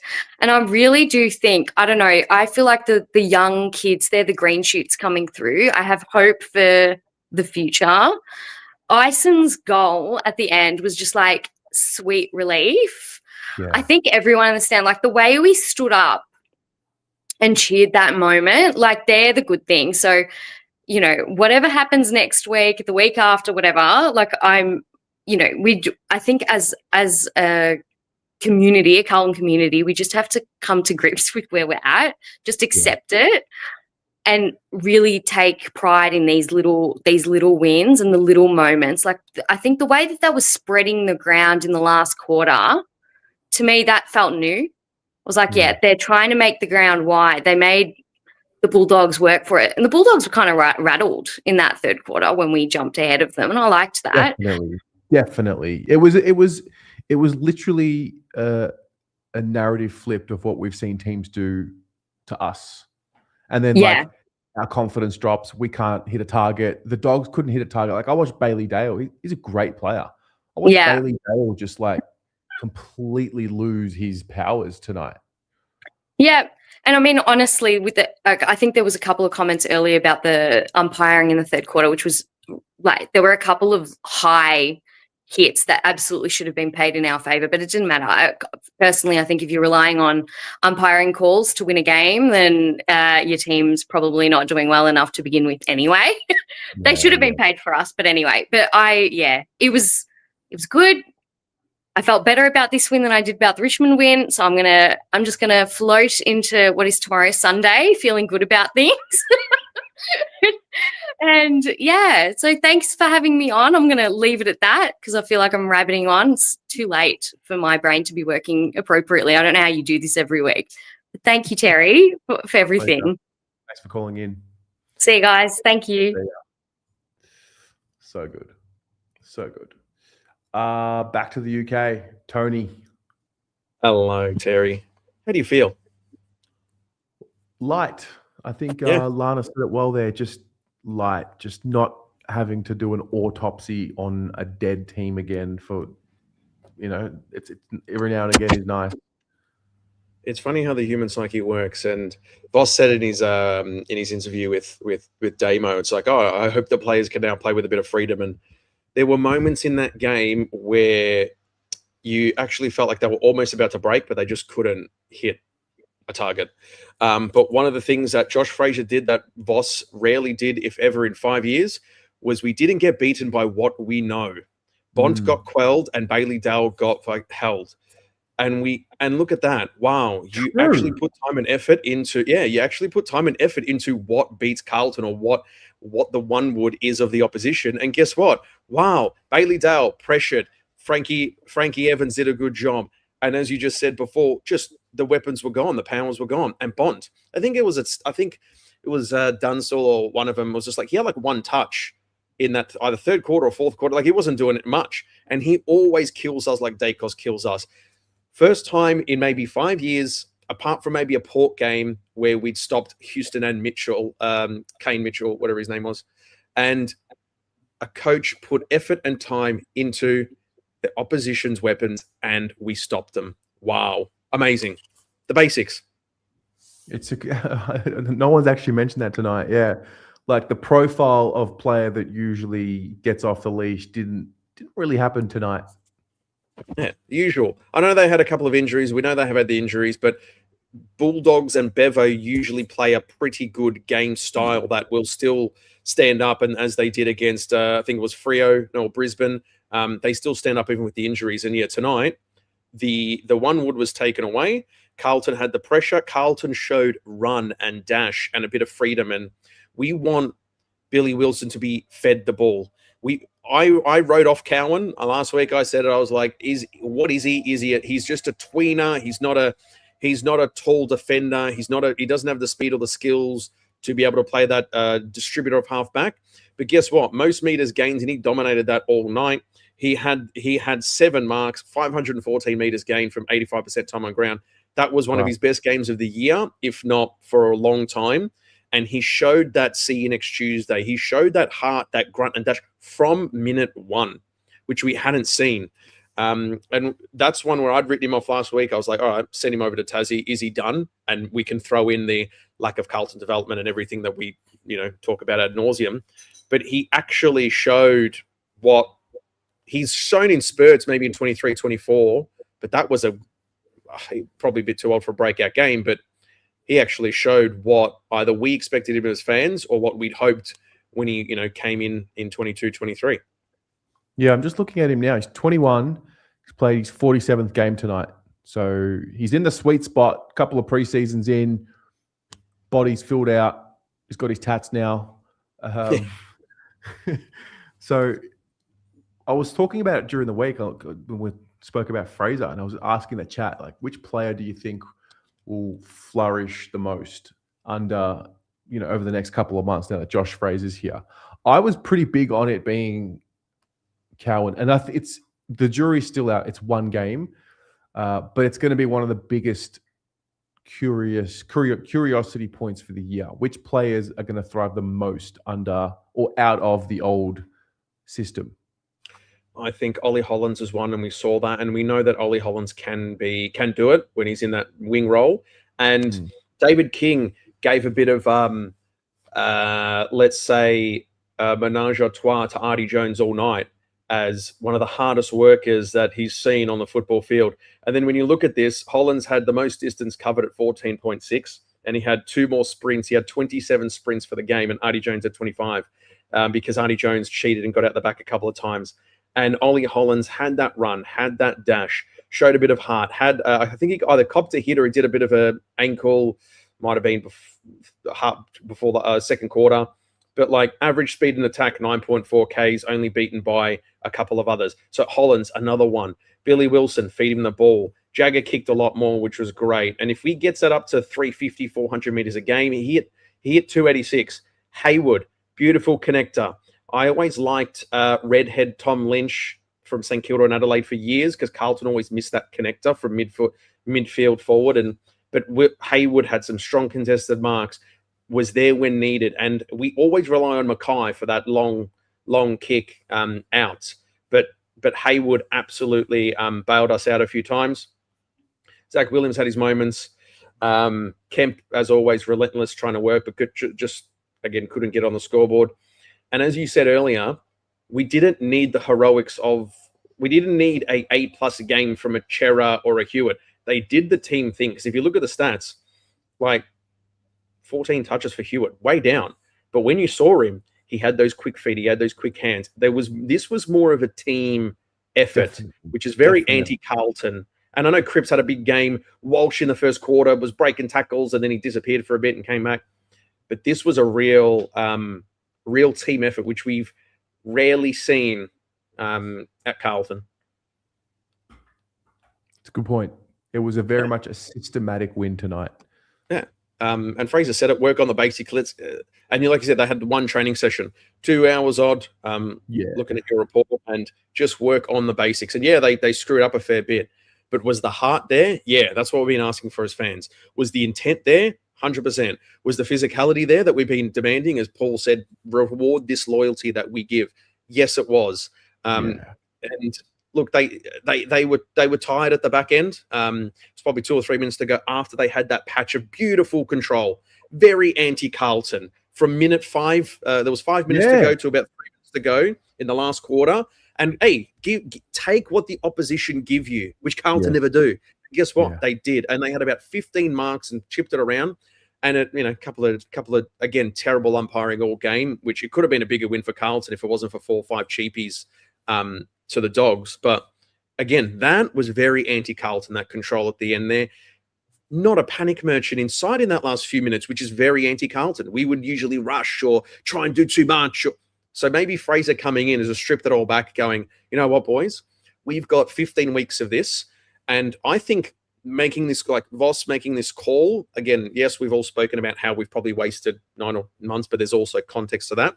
But we now have 15 or 14 weeks now to see Ison, beautiful.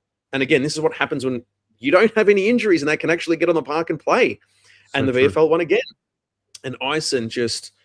I wish I was his size, mate. 192, silky, broad shoulders. You can see him filling out. He can lead. Silk. Yeah. And then so he can play the midfield forward. Saw today, right? Did you catch the VFL? I haven't yet. I want to try and get the replay on after this. Yeah. So I mean, Ashton Moyer today, the way he launched at the football and was an aerial threat. Like, you just start putting all these... I mean, your mind goes wandering when these young players play well. Ashton's got something. We all know he's got something. It's just a matter of, can he be consistent? He played a really strong game today. Taylor Byrne had really strong, powerful moments today. There's just... I don't know how much these kids will all play in the ones at the same time this year, or how much they'll be just sort of drip-fed in. But, yeah, look, there's 14 weeks to go now. I think it is 14 rounds. And I wouldn't say there's no pressure, because there is pressure. People are playing for their futures right now. But it has kind of been stripped all back, which it's unfortunate that we're here. So I don't want to lose sight of the fact that, hey, this is also, we're here because it's fallen apart and it's been dysfunctional. Because I think last time around was the Teague caretaker coach era, and I think we can all learn something from that point in time. That's why I also love Josh Fraser's honesty and just saying, no, I'm not at this point. I'm not ready to coach yet, but he gets upskilled in his development as well. So you bring in a head coach that's going to be working ahead of Josh Fraser from next year and beyond, and Josh Fraser is going to be an assistant coach who has had really good head coach experience now. Man, I love it. And this is why, and as we said last week after the second half, yeah, we're in this position because the club's imploding. And yes, we're going to take some positives out of this and all of that, but we can't go. And as we are as Carlton fans, everything is something good that happens. We add on 20, 30% of mayo, and everything bad, we chuck on 20, 30% of shit. So True. yes, we take the win. Yeah, we take the wins, but we're in this position because the club's imploded, and they will be playing for their jobs. But what I'm excited by, and this is the Carlton kid at heart, like there probably isn't all of us. That's why we come every week, and we're still here talking it. Well, I know for you it's 12:30 in the morning, but we've got now 15 weeks to see what these kids have made of, to be able to start playing in their natural positions. Feed Wilson the ball. Give that confidence boost to Cowan. Well done, Ollie. Carroll flying at the ball. Beautiful body work to take a nice uncontested mark on the far side wing. Might have been in the third quarter. We're just outbodied. Those little moments we need to keep reiterating. We got 15 weeks now to, honestly, an elongated preseason is probably not the right word, but you've now got a long time to get these to see what these kids are made of. Give that experience to Fraser, Lee Adams, all these guys who may or may not be there, but I'd presume they'd at least be on 2-year contracts to be able to go into next year with more experience, and then hit preseason very, very hard. Ideally, our injury run still continues, and you're getting some valuable game time into these kids, and giving just confidence boost to then remind them that, hey, they got to the AFL for a reason. A lot of these guys, half this team was, maybe half this team was in that 23 run. Remind them that they're there for a reason. And as much as we do shit on them as fans, because we can only judge by what we see, Ainsworth, the leadership that he's shown, he shows a bit of that see next Tuesday. Haywood's coming into the last 6 weeks. Florence coming into the last 6 weeks. So we can now take this 15 weeks and go, wow, we can really get an elongated look at those kids. And I would drip feed them. We can't just all then go full 2015 again and just and ruin them, as we know, Carltonize them, but drip feed them as and when, and remind that we still need to keep that senior mix, which is why Akers in the VFL, great. And he'll come in, he'll get his chance to come in. He will. And that's the epitome of being a professional, is being ready when needed. And hopefully we can have this team first mentality, as we've shown one of our first team style wins tonight. Team win. It was a team win. It was a systematic win. Only took one game for Josh Fraser. That's it. One game, mate. Well, sign him up as coach. Mate, flag, the 10 is on, the wild card's still on, mate. 2-8, we're at 80% percentage, mate. Oh, we're still a chance. You never know. But yeah, there was, and just to finish off, I think there was a lot of moments tonight that you almost felt like it could break out. They got that 70% of the way there, and then once again, our forward 50 entries were quite average. But you give it a couple more weeks and being able to train it and play, and the same thing is they're doing this because Voss is sacked and that overall media and all that finals pressure is off, but they play with a bit of freedom. Maybe they can get to that 80%, get to that 90%, make that connection, and then 15 weeks of this, going into a full preseason, hopefully relatively healthy and fit, is great. And the last negative would be Wiedering just looked a bit out of it tonight. And there was a couple of moments where just didn't block and invited Artie Jones to pressure on Hollins, and I think that's where he copped the ankle. And there's just a couple of moments where I'm just like, look, the media will probably read into that, but Carlton won, so it's all right. But it's just like, weeders, bro. He had a really interesting moment. He went to approach a contest. He didn't change direction, but it looked like he did, and then he went to ground straight away. It was one of the most. I'm going to try and find a clip of it. It was one of the most bizarre ways I've seen a player go down. I can't explain. Was that when the doggies it. were kicking to the right of screen, and he was chasing on a lead? Yeah, potentially. And then he just kind of crumbled. fell. It was like he changed direction, but he didn't. Yeah, I think it was a bit of a right ankle tweak. If that's the Okay. one where Bulldogs were kicking right of screen, and he was on a lead. I can't remember who took the mark, but it was doggies. And he just like wobbled a bit, and it looked when on the replay it was like a right ankle tweak. But if that's the one you're referring to, I've got to watch it again. But there was one where he went down and in a really awkward way, and I was like, "How did you manage to do that?" just jelly legs. But mate, we'll I know you'll have a few more left to go. But hey, you just as one of the, I think it was Riley and Paolo, mate, we've gone through this, or you've gone through this for a long time. Some positives to take out of it. At least the fans will be a bit happier going into Sunday morning. That's it. Thanks Thank for you very calling much, in, Joe. mate. As always, thanks for chatting, and go Blues. Go Blues, my friend. Love it. Absolutely love it. All right. Carlton Football Club Lover 69 with Caroline Wilson and John Ralph wearing Carlton polos. A-grade banter from you, by the way. Elite. $8 donation. Josh Jenkins said, the group is the most unathletic, powerless group you'll see. Well, cop that, you spud. Up the fucking Blues. Very good. All right. Tolls. Oh, what a night, Terry. It's good to be back. It is fuck, we needed this. Yeah, man. Yeah, I just can't believe we're smiling again after a game. Oh,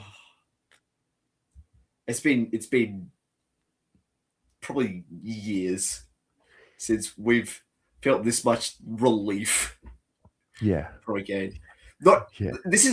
This is literally the first game this year we've actually felt good. The Richmond game fucking sucked. Yeah, that's our only other win. Richmond was stressful. Yeah. You know, it was stressful. People didn't really settle, and it was angry, and it was frustrating. And yeah, this one, you don't doubt Carlton deserved to win this game.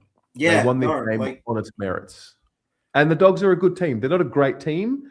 They're not a bad team. And they were a bit injured. I don't want to think about what would have happened if Timmy English was in. A lot of our ascendancy in the fourth quarter came from bursting out of the middle. But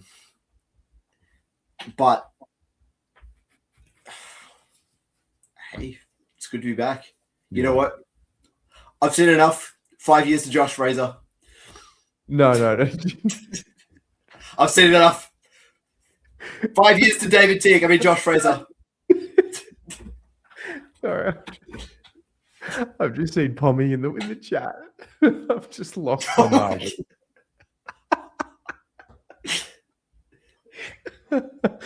Oh, it's good. I gotta say it. Last week I went to a friend's place to watch the game because he's a Lions fan, and my other friend, a Dogs fan, was there. Literally the last minute of the game, he switched over to the Dogs Port game, saying, "Oh, you're fucking losing. Why do you even care?" Last minute of the game. After this game, I called him. He hung up on the second ring. Oh, wow. You were on the phone. Get into him. On the phone. He hung up on the second ring.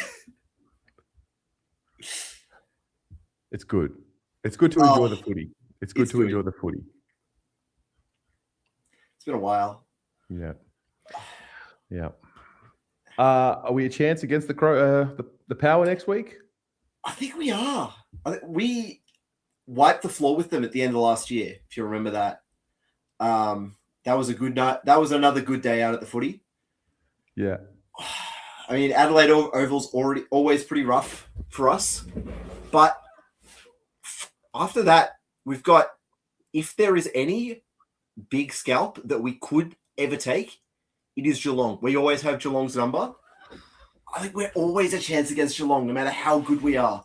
It will be so slim. There's always a chance, though. It's Geelong. If we beat Port and Geelong and we go into Essendon, yeah. Look, if we beat Port and Geelong, the No. lid's off. The lid's off. If we go 3 for 3, what do we have after? What do we have after Geelong? Let's have a look. I had a look. We've got a very clean run after Geelong. If we go, look. Okay. Look, we're getting excited here. However, the excitement is potentially reaching the wild card. Okay. It's Port. The lid's not completely off. I'm It's saying Port, Geelong. I'll tell you. It's Port, then Geelong, then Essendon, then the bye. Easy. Then we get like the fireplace going. Get the boys like chill. Like a bit of ayahuasca maybe. Like get them like right in there. Yeah. Then it's GWS. Got a chance. West Coast. Easy. Richmond. If we've got momentum. 2 easy games if we've got the momentum. Then it's Hawthorn, Collingwood. That might be tough. Fuck, what would a Collingwood win do for this club? Oh, fuck, man. Fucking hell. Then it's Gold Coast at Marvel. Hey, if you remember the start of our streak in 2024. Yeah. So anyway, we'll just, Terry, pull out the ladder predictor. It's time. Come on, Tez. Come on, Tez. I know you want to. I do want to. Want to. I feel like it needs to come after. If they win 2 of the 3 next 3, I think we could go into the bye feeling really fucking good. And I think the bye could do us a lot of good at this point. The bye could not. I feel like the bye could not. How about we just get to Adelaide 1 week at a time? You're right. 1 week at a time. All right. One win at a time. One win at a time. I mean, I love it. I love it. It's so good.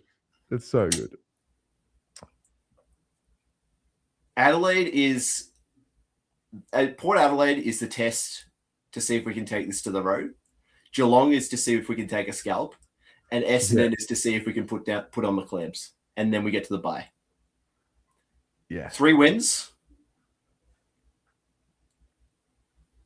All right, I'll consider it. I'll consider the options. Lot of footy to play out. Yeah. You know what? We're bringing it back from last year. You know what? I got to admit, I did a little bit of a ladder predictor whilst I was waiting. You know what we're bringing back from last year? Carlton. Could be. If we win 2 of the next 3, I'll bring back Carlton. 2 of the next 3, I think, is manageable. Yeah. We always have a shot against Geelong. It is slim. We always have a shot. Geelong are looking really good at the moment. I think we always have a shot, though.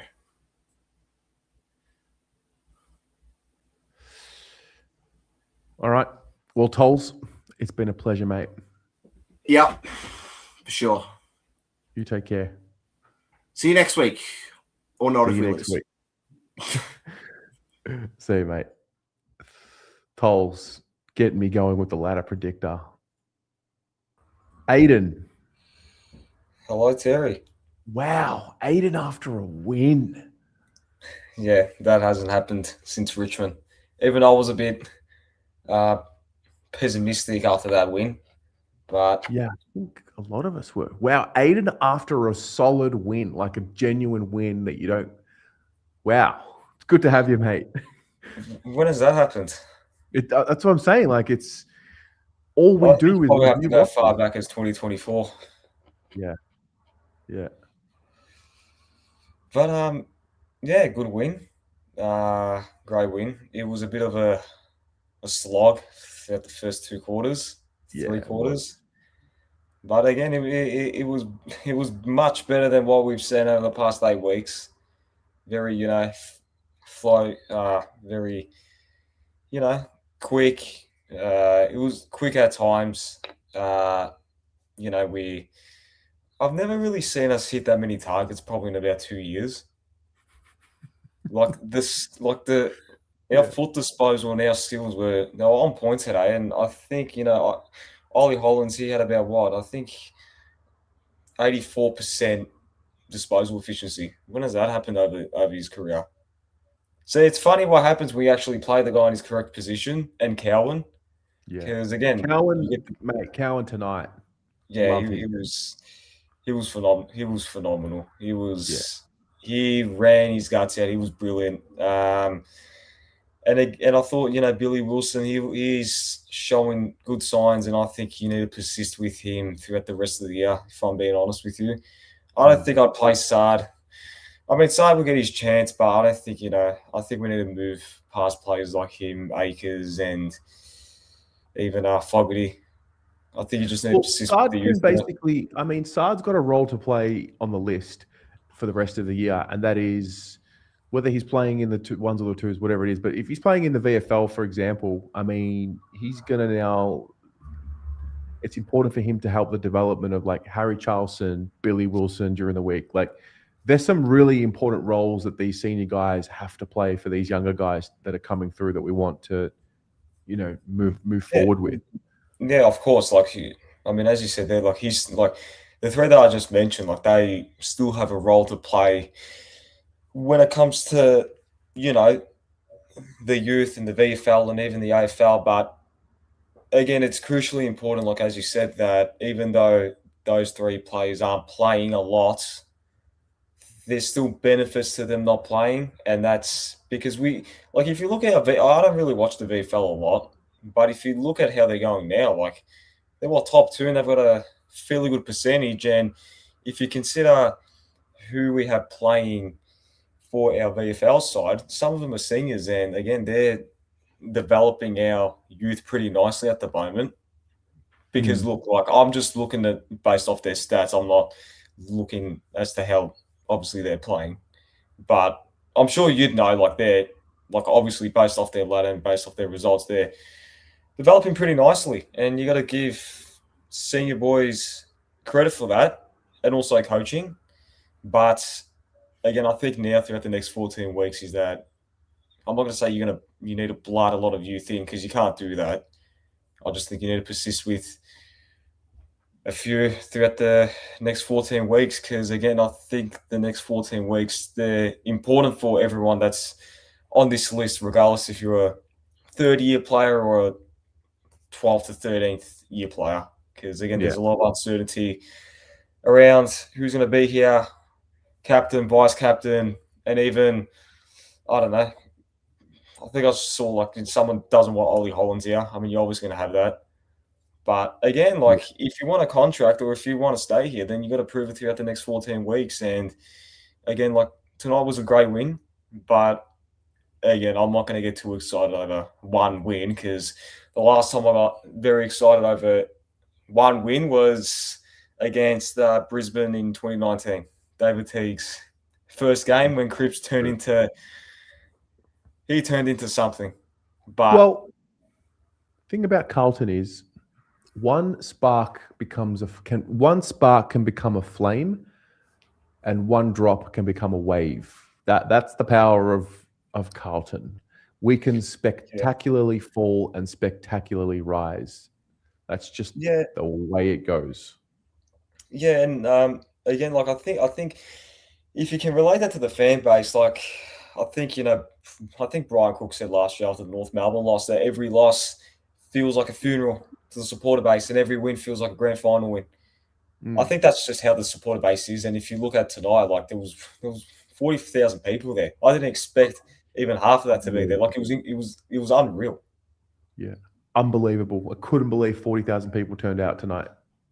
Yeah, I like if you consider the circumstances, like what we were 2-8, coach got sacked, people lambasting the players, wanting people to get traded out, and everyone rocked up. You got to give credit to the supporter base, and again, like we know obviously how passionate the supporter base is, because if you look at what we did in 2023, and again, if we can, we won't be there anytime soon. I don't think we will be there this year, probably next year. But if that moment comes, then I mean, it's very intimidating, I tell you. But again, it also just shows that even in our bad patches as well, you still get people rocking up each and every single week, which is a great watch. But yeah, look, hopefully this isn't just a sugar hit and we continue this momentum throughout the next. I mean, it's not going to happen every week, but I mean, the same amount of effort throughout the next 14 weeks, you'd hope. Yeah. No. And I will be here next Saturday night after we beat Port Adelaide. I'll be calling in from my hotel room at the near the Adelaide Oval, and I look forward to that. A good, solid interstate win, consolidating what was a solid win tonight. Well, I mean, I don't want to get too over ahead of myself, but I mean, look, if we beat Port Adelaide, then come, Geelong, there'll be. What is He's beginning to believe. Yeah, I am actually, but listen, if we beat Port, come Geelong, it wouldn't surprise me if there's 80K there, considering tonight. So just have a look here. If we beat Port, all of a sudden we're only a couple of wins out of the 10. This is going to bite us big time come into the year, come a few weeks time. Talk about ladder predictors, top 10 finals. Talking about Richmond, West Coast, win, Essendon win, and then next week, if we lose, just got to stay in the moment.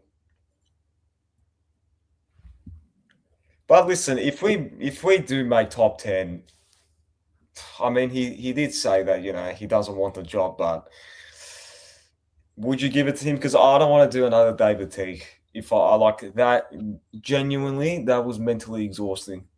Watching how we were against David Teague, and it wasn't so long ago, 2019, we won how many games in a row? 6, and we won I think it was 6 of 10 under Teague.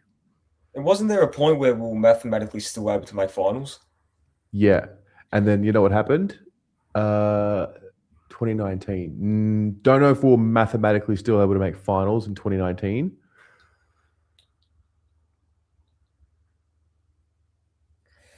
Sorry, don't mind me. I'm just putting this all together, just trying to figure out if there's a way. I mean, let's face it, we've done it before. 2023 wasn't far. It wasn't a long time ago, but I mean, 3-8, and then Geelong 4-8. Essendon. So Geelong is the one. That's the one. If you beat Geelong, then it's party time. Then it's party time. Then we're talking. And then all of a sudden you're what? 3 games, out of the 10. But no, I don't know. I don't think. Of all the people I thought I would be doing a ladder predictor with, you were not on the list. Yeah, I know, but I mean, I'm just holding my ladder my ladder predictors and my predictions and my hype off until we win a few games. I mean, I reckon we need to just stay in the moment, stay present, and focused on Port Adelaide. If we beat Port Adelaide, beautiful. If we beat Geelong, then, well, we figure it out from there. But, yeah, look, it's just good to win. That's all. It's good to hear the club song. And, hopefully we go from there. And hopefully Corey Durden does nothing next week because that guy, he's turned into Eddie Betts all of a sudden. Yeah. So, anyway. See what happens. Aiden, great to chat with you, mate. That's all good. I'll see you next week. See you, mate. All right, let's go to CFC ahead. That is Kel. Hello, Kel. Oh, hello. Hello. What are you up to there, mate?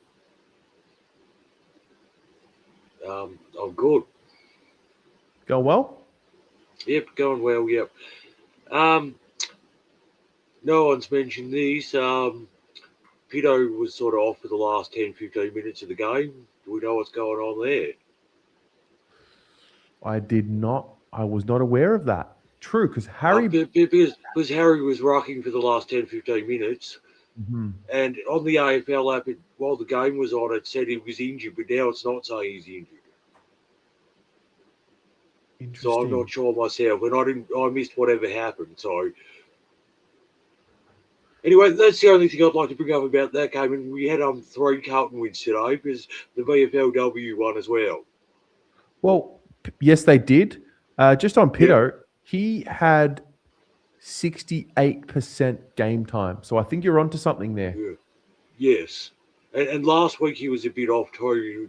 Maybe something going on with his hand surgery or something. I'm not sure.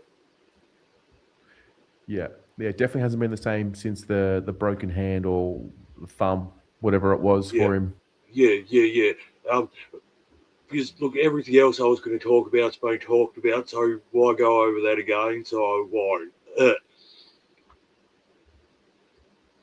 Yeah. So anyway, go the Baggers. Woohoo! I'm loving the win. No, it's good stuff. Cal, thanks for calling in, my friend. No problems, Tez. Cheers. Go Blues. Go Blues. Go Baggers. Love that. I want to play a little interview that I can see here on the Carlton website with Ollie Florent. Start there. Good haircut too, by the way. Just saying.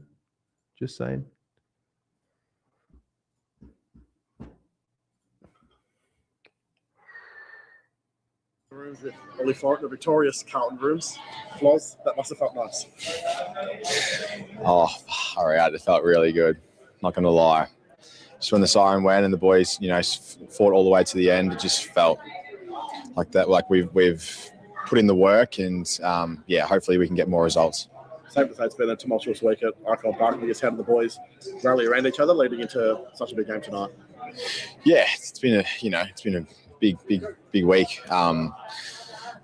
Losing Vossi is never easy. He's such a great man, and I've learned so much off him after in my short time at Carlton. And I think it's just hopefully we can just do this for him tonight. And we've done it for him, and I'm just very proud of the boys. Sort of pat the back from Jack Ison there as well. First game, first goal, first win. Bit of energy around the group. Yeah, he was outstanding tonight. He's just such a young player, and coming in, he just looks so up to the level, and brought the energy from the start, doing his dances pre-game and then doing it in the game. It just was a bit of a fairy tale for him and a lot of the other boys. But it was unreal having him debut and do as well as he did. You spoke after the Saints game a few weeks ago, and you could hear the hurt in your voice after that game. 2 weeks and a week is a long time in football, isn't it? How was it in the post-match? Yeah, you got to put it all in perspective. Like, the great thing about football is you always get to play again next week, and it's sort of been a while since we won our last game, but this one feels really sweet. We've been putting in so much hard work, and it's just really good to see some reward behind it. I want to ask you about the performance of Lockie Cowan once on in the back line tonight. He was getting a lot of love in the rooms. Yeah, he's been great tonight, last week. When he's up and about, he's just winning his contests and just looks so hard to get past, and he was unreal again with so many quality efforts, and I'm so happy for him. What was the message from Frey's pre-game, and I guess did we see that for 4 quarters tonight? Yeah, we just wanted to really show like our blue collar acts and just all the stuff that doesn't necessarily isn't goals or disposals, all the tackles, pressure, that sort of stuff. And we wanted to energise the crowd as well by doing that, and the crowd really got behind us tonight. So you mentioned the energised crowd. You've had one win before this against Richmond at the MCG, and then tonight felt incredibly loud up there in that final term. Yeah, it was. It's so good being on that side of it. When we were coming in the last, we put in a really good performance, and hopefully we can just keep rallying them and take this form for the rest of the year. Obviously, enjoy it for the next little bit. When are you back to work, looking towards Port Adelaide next Saturday night? Yeah, it's going to be, they just keep rolling around. Good teams. Every team's really good, so we're going to have to bring our A game again and understand that it's not just going to happen. We're going to have to get to work on Tuesday and put in a solid training and go to Adelaide and get a win. Who gave you that shiner? Don't know. Actually, don't know. I think it might have been Bontempelli or Cripper. One of the two. I love him. He's great. He's been a really solid addition, and he's a lot tougher than what he gets credit for, I believe. All right. I'm going to play Josh Fraser's press up, but I won't play it as video. I'll do it as audio so we can be tuned in to what he had to say.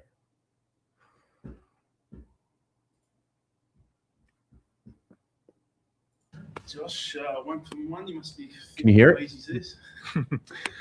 No, certainly not thinking that. I guess, just really proud of the group and probably more broadly the club. I think we've had a reasonably tough time of it lately, and then the events of this week impacted a lot of people, particularly the playing group who were so connected to Vossi and the staff who have so much admiration for him. So for us to regroup and galvanise and perform the way we did tonight, I think it's a big step forward for the club. Do you find that fighting spirit may have been as a direct result of what happened tonight? Because, you just look at the numbers of the coalface, like plus 31 contested ball, plus 9 clearances. It was like the theme throughout the night. Was that sort of, do you draw a link between those two things? Well, I think when you look at our best football, that's been us. And we've spoken about it this week around when the game's not looking the way we want it to look, what do we fall back on? So it really relied on our pressure. And I thought our appetite to close down their time and space, to take away their inside-out game, they're elite at it. So it really tested our ability to do that over 4 quarters. But again, I just thought when the game wasn't quite flowing the way we wanted, we had a cornerstone to fall back on around our pressure, and I thought our pressure was terrific tonight. Did you feel like at 3/4 time the weighted numbers would fall in your favour in that last quarter? In terms of just the way you're playing and 3/4 time the message. Oh yeah. Look, at 3/4 time we doubled down on our pressure and our ability to close down time and space. We had a heightened awareness of them wanting to take the game on, and clearly their key players can activate pretty quickly and turn a game for them. But a lot of our messaging, our focus was around how connected we could stay and being able to, stay as present as possible, stay connected to each other and manage momentum shifts. And I think we've been working away at that for a little while, and that's probably the best we've been able to execute it. The captain's last quarter, how inspiring was that to see him go about it? Yeah, he's been under a fair bit of pressure. A lot of commentary around Cripper, as there always is. He's just an incredibly impressive guy. The way he leads and the way he led tonight, the way he was able to execute his role, but also organise and drive others to do so as well. He's had a great week. It's been a tough week for him, but the support he's given me and the way he's led the playing group, he's been outstanding. Josh, over recent weeks, transitioning the ball out of defence had been an issue, but especially after halftime tonight, it really felt that was a lot better than what it had been in previous weeks. Yeah, it's a great observation. I think that's a part of our game we've been working really hard at, and we're still far from a finished product in that space. I think we've got some work to do, but it has been a part of our game that's grown. And now I guess the next part is for us to maybe connect a little bit more centre forward. But we're definitely working hard on our ability to transition off turnover. And again, that part of our game looked pretty good tonight.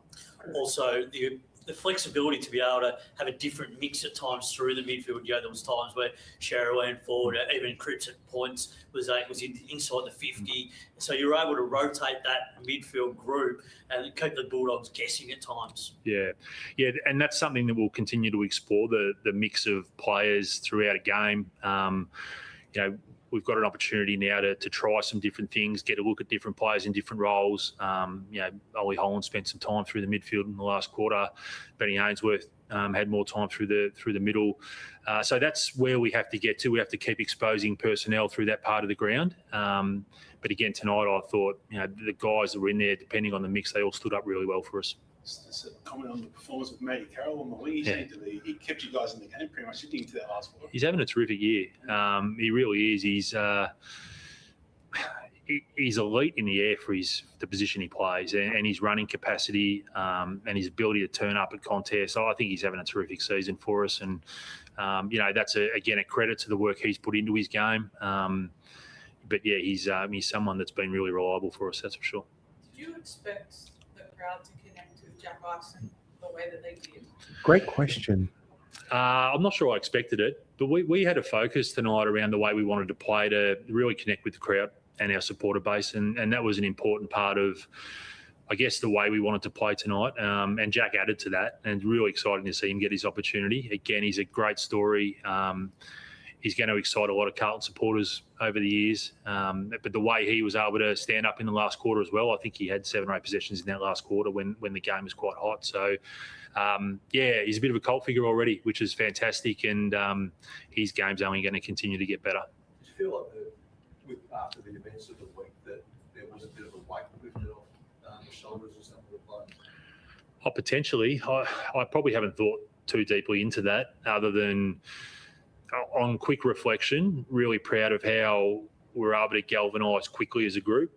We were able to prepare and plan for tonight, and then the way we were able to execute. So our challenge will be to make that habit. And again, I want to reiterate, we've got so much growth in front of us. What we produced tonight, we haven't proven to be consistent yet.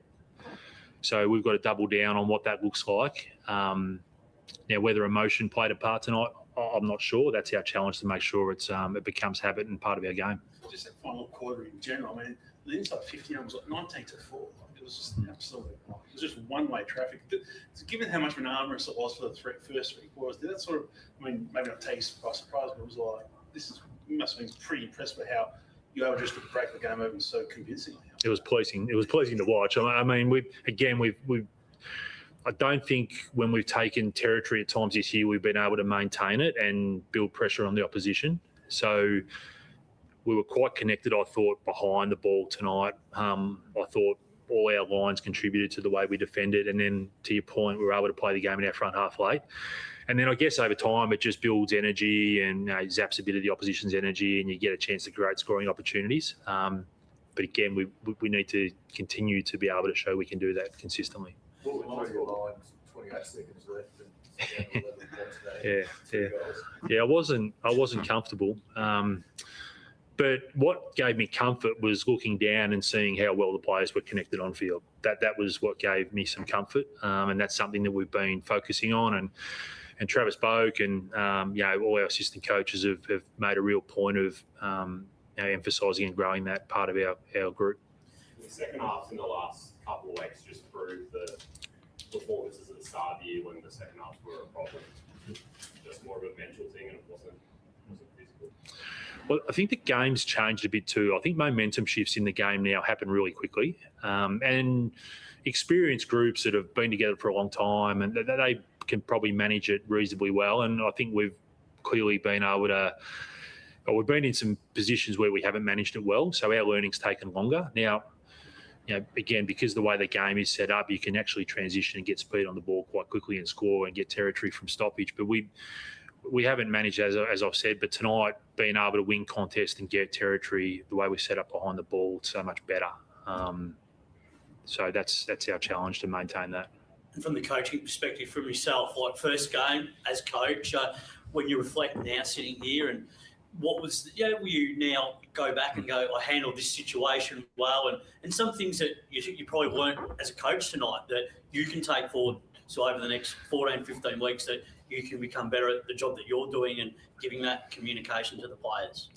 100%. Yeah, this for me was a huge learning opportunity. I think I need to acknowledge our coaching group. I thought our assistant coaches, Timmy Clark, Ash Hansen, Lee Adams, the way those guys front up, Geordie Russell managing the bench, and our analysts, it was a real collective approach tonight, and I guess in some ways it allowed me to be myself. But to your point, absolutely we'll reflect on this. I learned so much from the opportunity. I think I said on Friday, I don't consider this my job, but it's an interim role, but I feel like I've got a job to do. Like the playing group and like our footy club, I'm going to continue to get better as we move forward. Any injuries? No, I think we got through pretty much unscathed. We were able to manage a few guys at different stages of the game, which was great. But I think we're a clean bill of health. Yeah. Thanks, guys. Okay.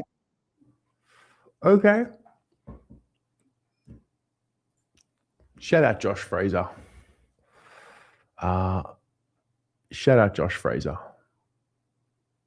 Got the win. Got a really interesting story. So,